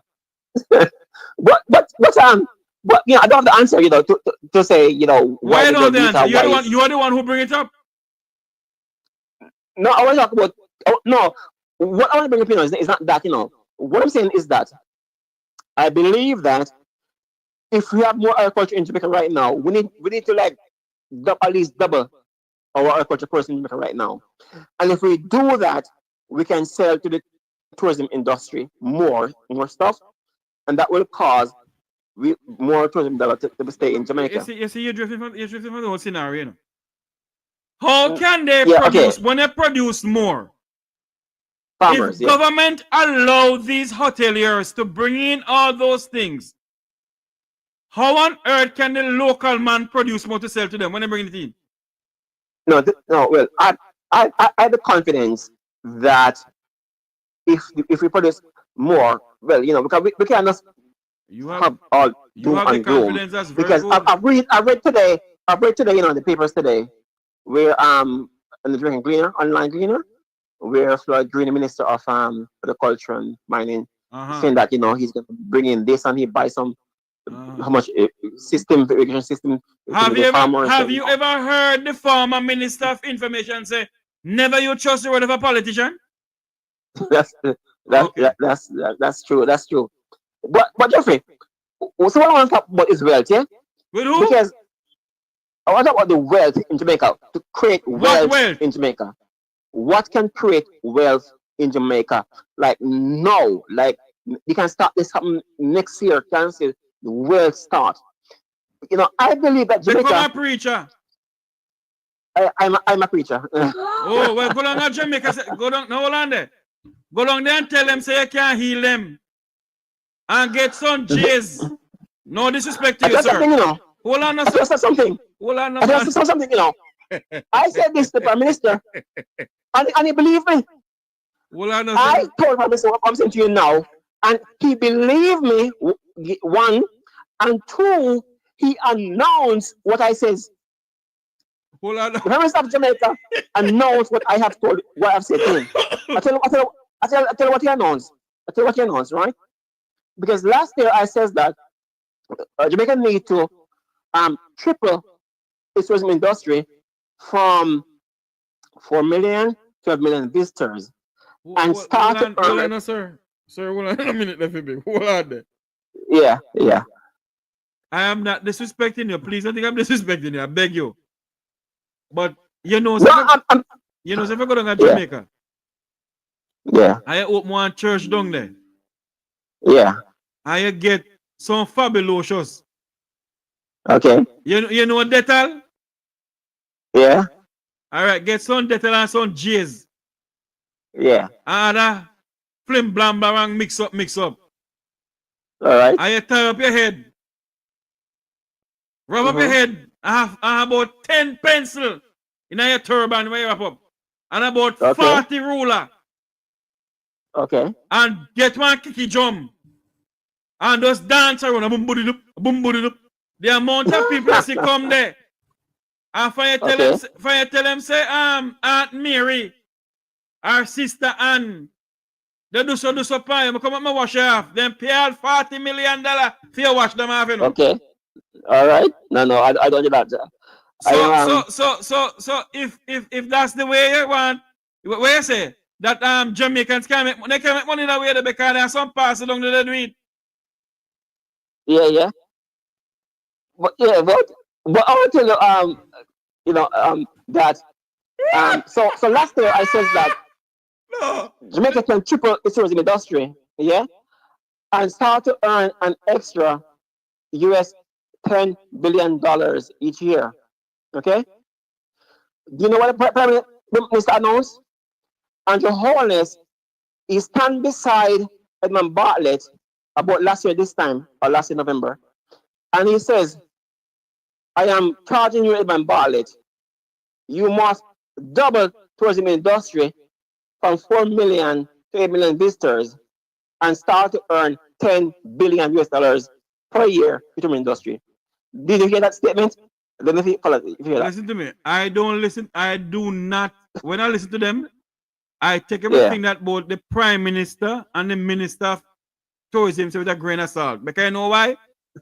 I do not trust any word that comes out of their mouth. Oh dear. Because they have lied to the people too much. Yeah. So I don't trust them. And you believe that Jamaica's tourism industry can take Jamaica to the death of Jamaica, you know? No, sir. Yeah, man. Okay. In what so way? What? When you have hoteliers, yeah. When you book to come to Jamaica, no money not come to Jamaica, money say United States or wherever.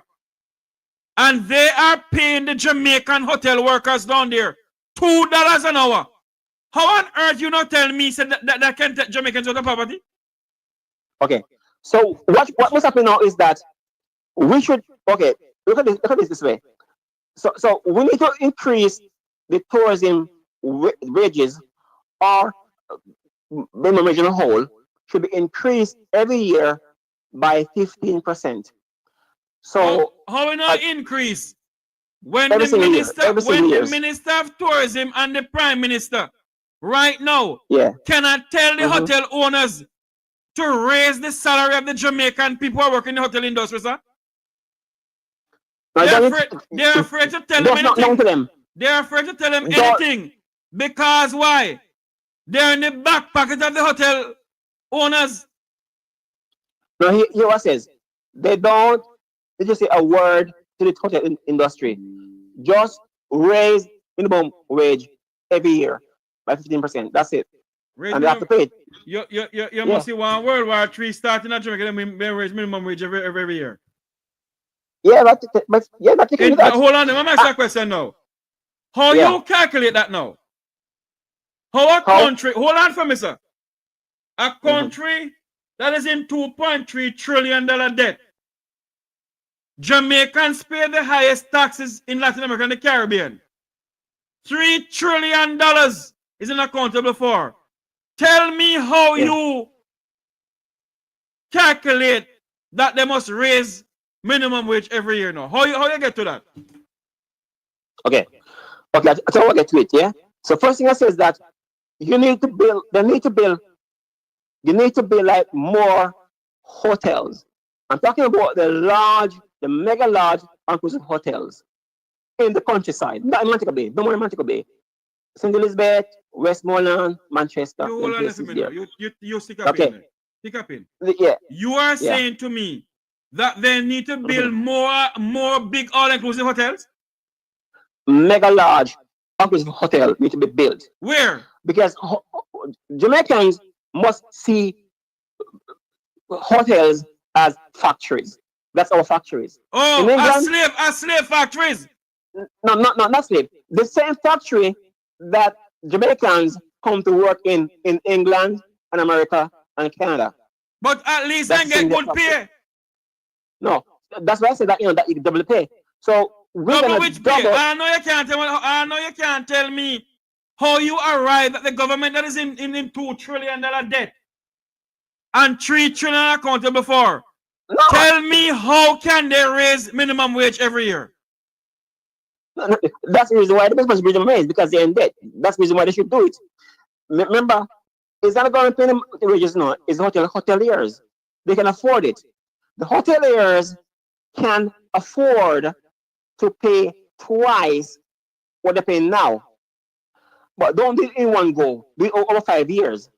So if you raise the minimum wage every year by 15%, after 5 years, it will be doubled. Okay? So it will be doubled. Minimum wage by 15%. Ralston, if you're listening to me, give me a call. Every year for 5 years. Every year for 5 years. 15% for raise minimum wage every year for 5 years. Yeah. And a country is in 1.2. It will be doubled. Hold on for me, sir. And a country is in $1.2 trillion debt. And $3 trillion accountable for. And they must raise minimum wage at 15% every year. That's why you need it. That's why you need the raise, because we are in debt. That's why we need that. And something again, Ralston, we in Jamaica, we think that hotel workers are just young people, young girls, whatever. It's not so at all. When I go to Europe on holiday, I go to like Spain or Portugal. Look, you can't go to Spain. I know me can't go nowhere. I see people in hotel working at 40-year-old, 50-year-old, 60-year-old. And they get good pay. The Jamaicans only get $2 US. Exactly. So no, we're gonna raise it from $2 to $4 US. So we're gonna raise double the minimum wage from $2 US to $4 US. What the hell can $4 US do for Jamaicans? Well, at least it's double. We can start somewhere. So I ask that question, sir, and hold on for me now, because you dancing around the question. Me ask you this question. You say they must raise minimum wage by 15% every year. And I ask you this question. How can they raise it when a country is in $1.2 trillion debt and $3 trillion is accountable for? How can they raise it? Tell me. Because it's the government who's paying the wages. It's hoteliers. All right. Stick a pin. Yeah. Then it's not the hotel, it's not the government gonna pay, it's hoteliers them. Don't the hoteliers have to go by the law, the labor law of the country? So that's what I said to you earlier, that it is the government that must raise minimum wage. But, so the government just said to me, I want to go and the government and the hoteliers have to pay it. The government raise it. Okay, you know that in the last 3 years, the pay is double as well. In the last 3 years, the current government done a minimum wage. Hotels have to pay it. They have no choice. They have to pay it. They have no choice. Sir, last year, listen to me. I know you cannot give me a logical thing behind how you want the government to raise minimum wage by 15%. When a country, because if you raise minimum wage at 15%, you know, every single soul in Jamaica for raise minimum wage too. Is not only hoteliers. Exactly. But you have to, that's why I said, you know, that you have to build hotels first. Build which hotel? Hotels in first. Jamaica don't want no more hotel. Look. You know what? If I was government of Jamaica, you know what I would do? I would build 100 hotels in Jamaica. Big mega hotels, 1,000 rooms each. Across Jamaica. To employ people. That's how I would do for every government of Jamaica. Employ people and to keep them in slavery by paying them $2 US an hour. You endorsing slavery to the highest level. No, but I said to you that you can double the pay. And I know you can't tell me how they know how they must double it. And listen now, and I know it's not, Mr. Morris, there are some people in Jamaica right now. I've seen some people some young ladies, and they're working in a hairdresser. And sometimes the hairdresser that working in is a little hot. Is what? You know? A little hot, a little board hot. 10 by 10 board hot. They didn't hairdresser inside there. And so they walk past there, there's nobody inside there. They're not getting the pay for that. They're not getting much money. You know, they're not getting much pay for that. So that's why they have to you know, so like those businesses, they're closed down, but that's fine. You know, I've seen people, you know, selling at the bar, every kind of bar in Jamaica. Young girls selling the bar. You know, it's not making any money. You know, what's she doing that for? And you believe when they build more hotel, she can go hotel go work? Yeah. She can go to the hotel and work and double the minimum wage, so she started to earn $30,000 per week. Okay. All right, so yeah, thanks for calling. You have an next call coming in. And you know, yes. All right, thank yes. you. Can I say something else still? No. We have to go next call coming in. All right. Next time I'll come back to you again. Good afternoon. Welcome to the Mek Wi Talk program. I don't understand some people, you know. Hello, how you doing? Good afternoon, ma'am. I am wonderful. How are you, my darling? You feeling better? I'm here looking and living like Brother Nancy. No, but I thought you said Christmas you weren't feeling so hot. I haven't been feeling well. I haven't been feeling well at all. I feel much better now. You're live on air. Great. Anyway, listen. Anyway, one of these I'm gonna call you back with a list. Okay, I need to put. But this chap that you. I don't mean to disrespect anybody. What the heck is he talking about? The man said I must build more hotel. Wait.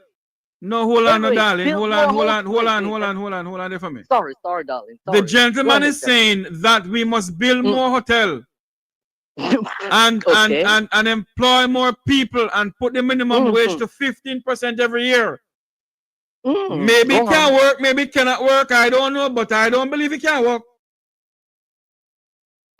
May I say something? If we build 100 hotels in Jamaica, in other words, we are telling them to enslave our Jamaican people more. I heard you, Jeff. That's why I'm calling. But anyway, let me calm down. Listen, are these people thinking? We have tons of hotels in Jamaica already. Okay, then I'm thinking about the environment. That's one. Next, what about infrastructure? I mean, come on. Sewer, etc. Are these people thinking? Not only that, I'm darling. sorry. Not only that.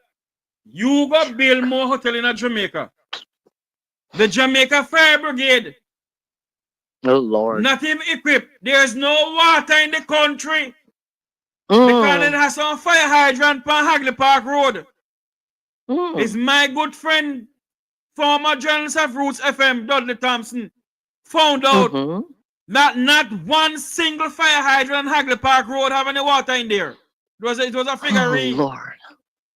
So you were going to talk about Billmore Hotel? Is the Jamaica Fire Brigade equipped for these high-rise hotels and these high-rise buildings in the Kingston and around the country? Listen, you this chap can't needs tell to really, me. no, he needs to sit on and think, look long term. No, let me tell you. You cannot tell me. Short-sighted. You cannot come and tell me that you're saying we must raise the country minimum wage by 15% every year. Dude, the country is in $1.2 trillion debt or $2.3 trillion debt. And $3 trillion is accountable for. Tell me how they must raise minimum wage every single year by 15%. Tell me. No, but hold on. And excuse me, these okay, I'm trying to think of an appropriate word. These anyway, building more hotels. Anyway, to me that is stupid to the max. No, I'm like, my God, you know what? Let me get off. Listen, Jeffrey, I'm going to make an outline of some of the things that I'd like to call you and grab because anyway, I'll call you back another time on air, but I would like to talk to you off air about something, okay? When I come off, you can call in the number you have, man. No, anyway, no, nothing. But as I said, bless you and listen, Jeffrey Tavares, thank you, because you're the only program I listen to now, and I know why. Because I mean, anyway, let's leave that alone. Bless them all. Bless our beautiful, beautiful land of my birth, of our birth. Jamaica, land I love. All right, man. Although some of the people need to rethink. Anyway, but it's okay. Anyway, bless you, Jeffrey. I'll talk to you, okay? Okay, ma'am. Bless you too. Thank you for your time. Thank you so much for everything you're doing, okay? You're welcome. All right, bye, hon. Bye-bye. What These a whole situation. Where they gonna this build country more gone hotels to the where? dogs. In This his country gone backside? to the dogs. And if we don't wake up in this country, God help us. $3 trillion. 30% of GDP is paid in tax by the Jamaican people.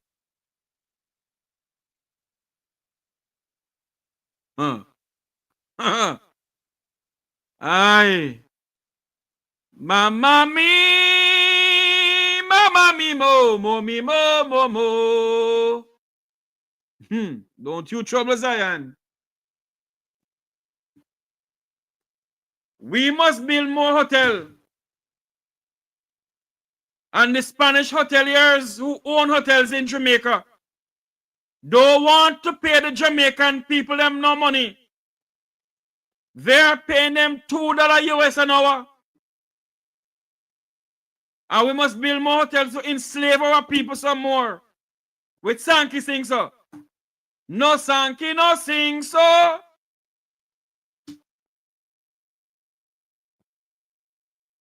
I want you all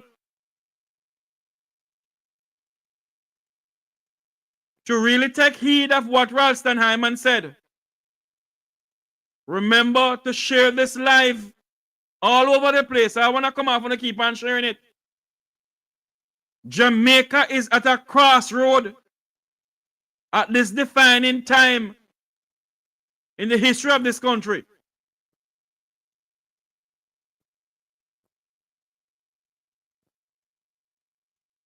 $3 trillion unaccountable for. A country's national debt at $2.3 trillion. 30% of GDP. Jamaicans are the highest tax-paying people in the Caribbean.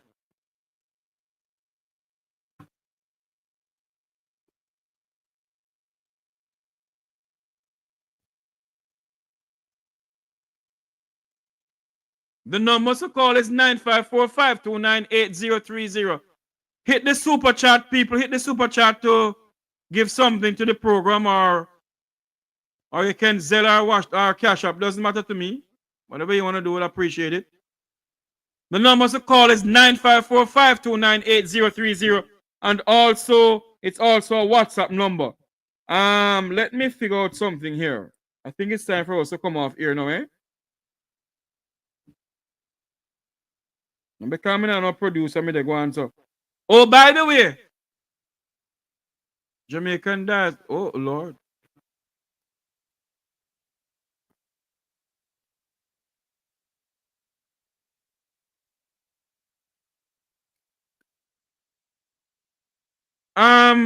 Jamaican diaspora, can you give me a call so let's talk about this? 954-529-8030. Because what we all, I agree, you know, stay in Jamaica and build Jamaica.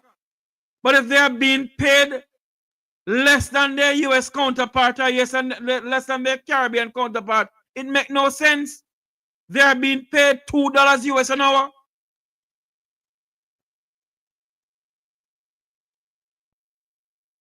Walking in the man purpose, behave yourself.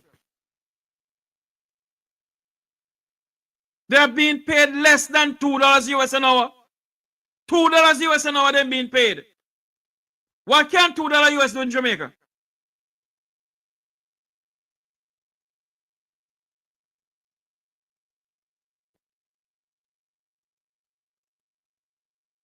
It is good. Stay in Jamaica and build Jamaica. But is the country building the people? You have love for your country. Does your country love you? Does the leaders of the country allow you to love the country and the country to love you?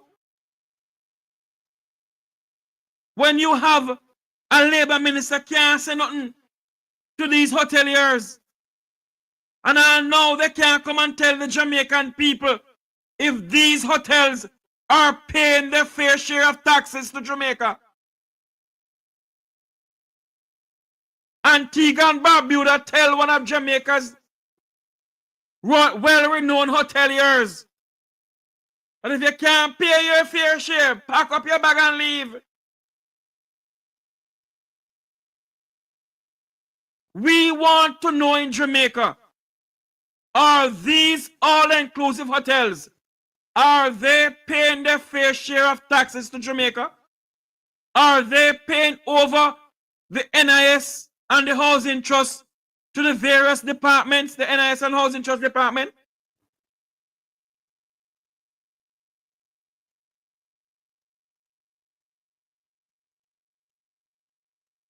Anyway, as we close this program, I want to tell you thanks, and I want you to know that we as Jamaicans must stand up for this piece of rock.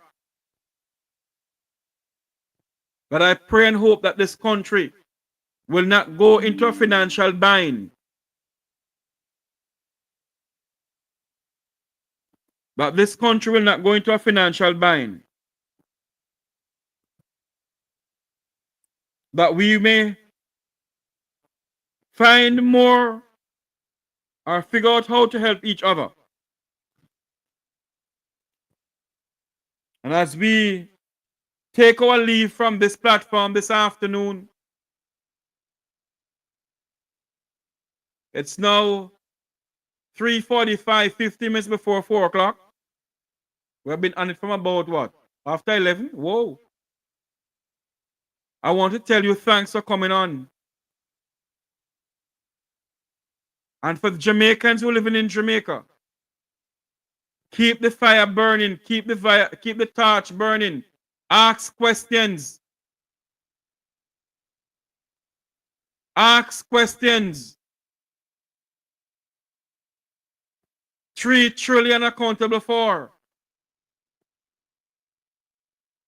1,121 or 22 Jamaicans have been murdered since January 2024 to December 2027.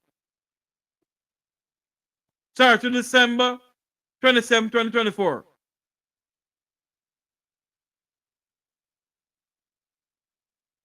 It don't look good.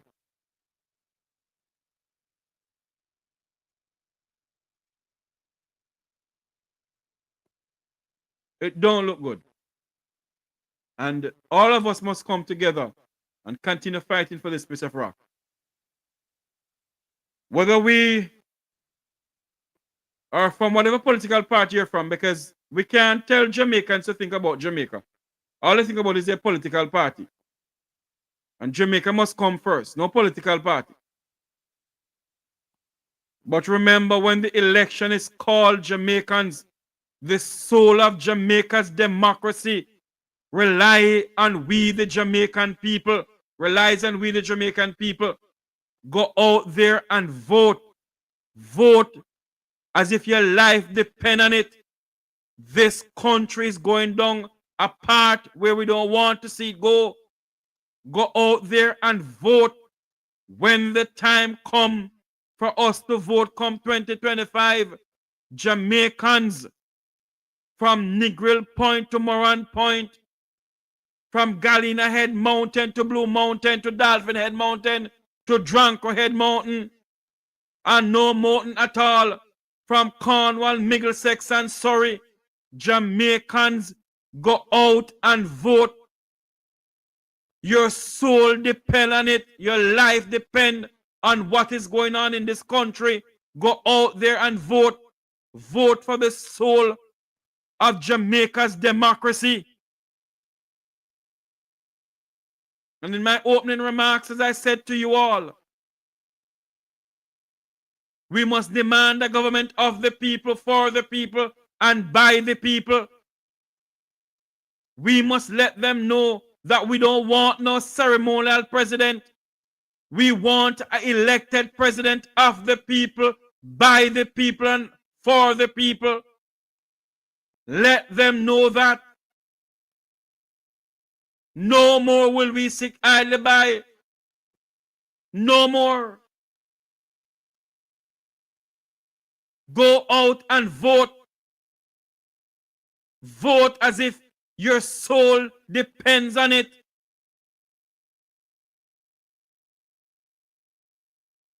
Stand up for what you believe in. Until you hear my voice again. Until you see me again. For those who are listening from around the world and the Eastern Caribbean, this has been the Mek Wi Talk program with yours truly, Jeffrey Tavares, your host, your poor people defender. Thank you very much for being on this program. Thank you, thank you, thank you. Remember to like, share, and subscribe. God bless you.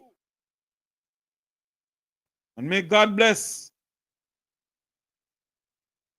our island home, Jamaica land we love. Have a great night, everybody.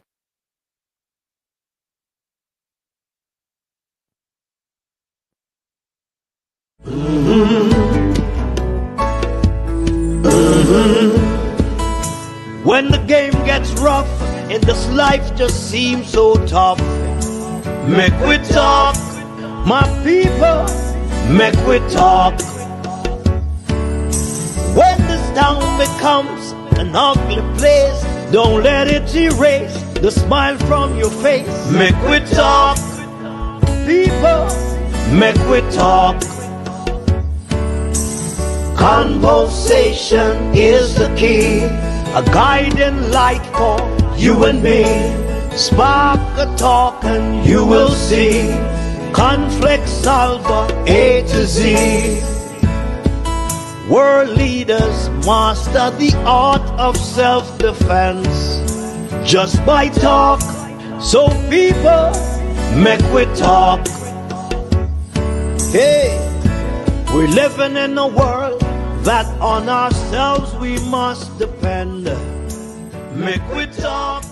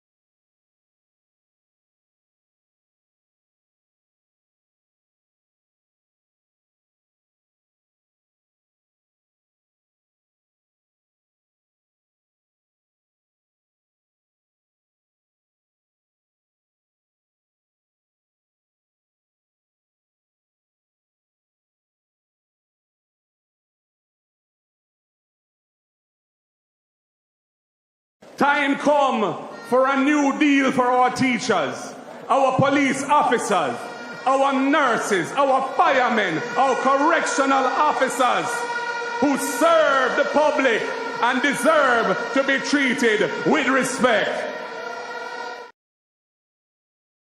We need a more balanced and resilient economy in an era of growing food insecurity. So look out for the transformation of agriculture and the blue economy, our maritime economy, to drive rural development. We have to invest in farm roads, in cold storage facilities, in irrigation systems. We have to deepen the use of technology, marketing support, and expanded access to affordable loans for our farmers. Time come for a new deal for our teachers. Last year, Jamaica embarked upon a formal process of constitutional reform. The people were excluded from the design of the process, and the people did not trust it. The PNP is very clear on our positions on points of principle. Our representatives on the committee that they established did not sign the report of that committee because we did not agree, and we do not agree with some of its recommendations. And I will share some of those issues with you now. First, the reformed Constitution will establish the role of a president to replace the Governor General. We have no problem with that. The president will play a critical role in appointments to sensitive positions of state.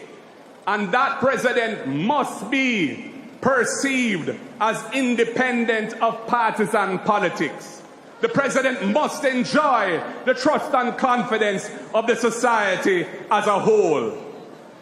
Therefore, if there is no consensus between the government and the opposition on who the person should be as president, the PNP does not support the appointment being made by a simple majority vote in Parliament. That effectively is what the majority of that committee have recommended. That would compromise the independence, trust, and confidence that the president must enjoy. And I say, no way, that is not in the interest of Jamaica. We also insist that an impeachment procedure should be included in the reformed Constitution to hold delinquent politicians to account. The two parties were originally committed to this. I tabled a revised impeachment bill in Parliament in April 2021, over 3 years ago. But this government has chosen to ignore it for 1,237 days. Accountability is not a priority for them, as it is for the PNP. The JLP has flip-flopped, and impeachment has been excluded from the report of that Constitutional Reform Committee. We support full decolonization now, not a piecemeal approach. No more foreign king as our head of state, and no more inaccessible final court on the other side of the world that decides our laws in the name of a foreign king. We want a final court that is accessible to our people so that they can get justice. And the Caribbean Court of Justice, the CACJ, is doing this for the people of Barbados, Guyana, Belize, Dominica, and St. Lucia, and those countries are doing well. Time come for the Jamaican people to have the fundamental right of access to high quality justice at the highest level.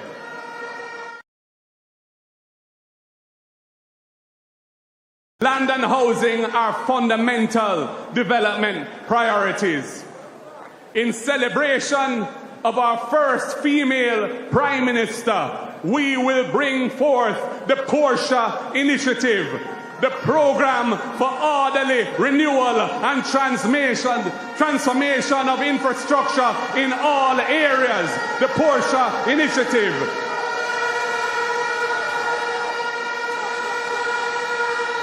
This program will drive policies that Sister P stood for, improving infrastructure in old housing schemes, tearing down zinc fences in communities and replacing them with proper concrete walls, completing the infrastructure and land titling for existing land tenure regularization schemes, they call it Operation Pride, and rolling out new ones to bring hope and decent living conditions in areas of social neglect. Our beloved Sister P will smile as the next PNP government improves sidewalks for persons with disabilities, provides housing assistance to needy citizens, and beautifies communities where our people live. The Portia Initiative. The next PNP government will also make lands available to the National Housing Trust for qualified contributors so they can build their own homes. From day one, we are going to restore the core mandate of the National Housing Trust, which was the baby of Michael Joshua Manley. We will stop the extraction of capital from the National Housing Trust. It was an emergency measure. It was supposed to only last for 4 years, and it has now continued for over 12 years. And we will return to providing affordable houses for people who need to buy or build a home. We plan a comprehensive review of all laws relating to housing to find ways to make housing more affordable for all Jamaicans. These initiatives are all about balancing the books and the people's lives, something that Sister P always spoke about and believed in.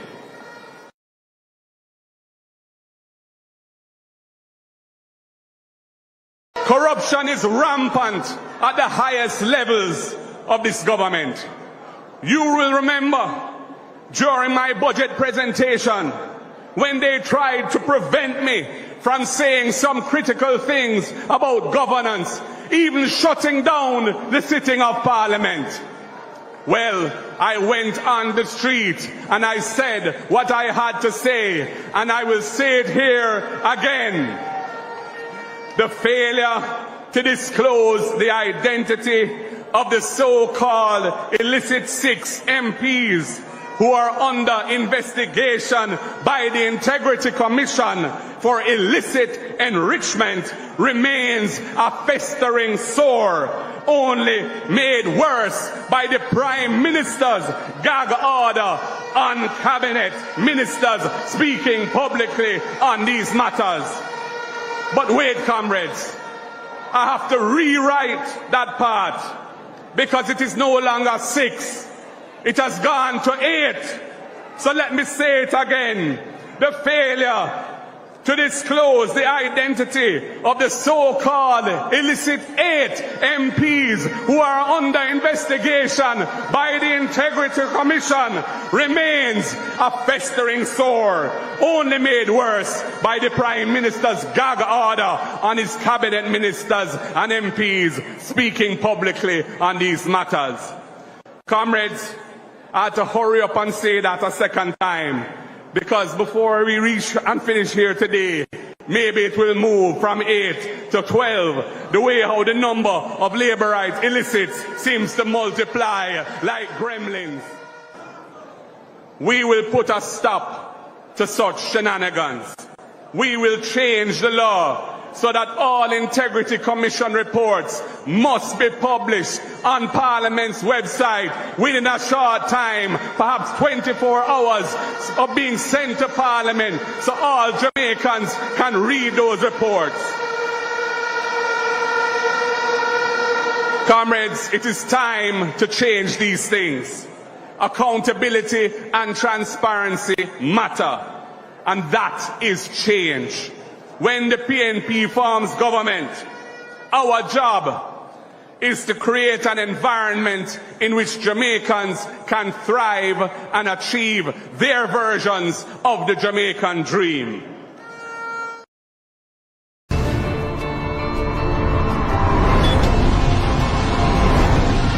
Within our first 100 days of government, we will start the legislative process to fix the date for general elections in Jamaica. So no government will be able to come and make false promises and hide the truth and tell you half-truths and trick you into voting for them, and then when them win, them throw on poison for you. 100 days to fix election date, still await for the promise to fulfill. One broken promise after another. Laughable, as we say. None of your promises are fulfilled yet, boss. So there are we. Within the first 100 days of our government, we will start the legislative process to institute impeachment proceedings in Parliament. This will add another layer of protection of the Parliament to ensure that only members of unquestioned integrity sit in the Parliament. All ministers under the new Jamaica Labour Party government will be given a job letter. That job letter has a timeline of 2 years and 6 months with key performance targets which are agreed upon by the cabinet, focused on two things: economic growth and job creation. Andrew, you need to do what you said from 2016. You say you're going to put it on paper. So anything you put on paper, the MP have to work with it. So you need to do it now. Because I feel like, say, when you do that, the MP will do them work. And we will see work done in the community. Within the first 100 days of government, we will start the legislative process to introduce term limits on the office of Prime Minister. Andrew, unless John him break him promise and nothing him say I'm gonna do for the next 100 days, and now him not do nothing. Him not keep no promise, and him say I'm the promise keeper. What a promise, John star.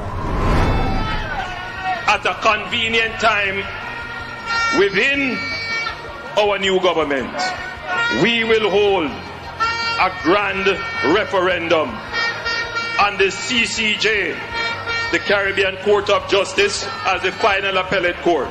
You make so much promise for us. Look how long you're in there. Nothing done. All for the COVID.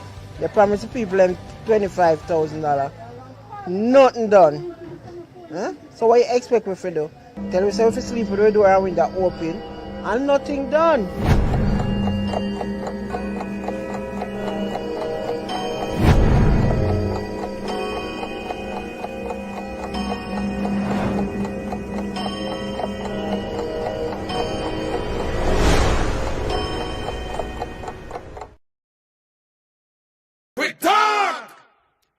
If we see corruption in any shape or form, we're going to highlight it. Mek Wi Talk.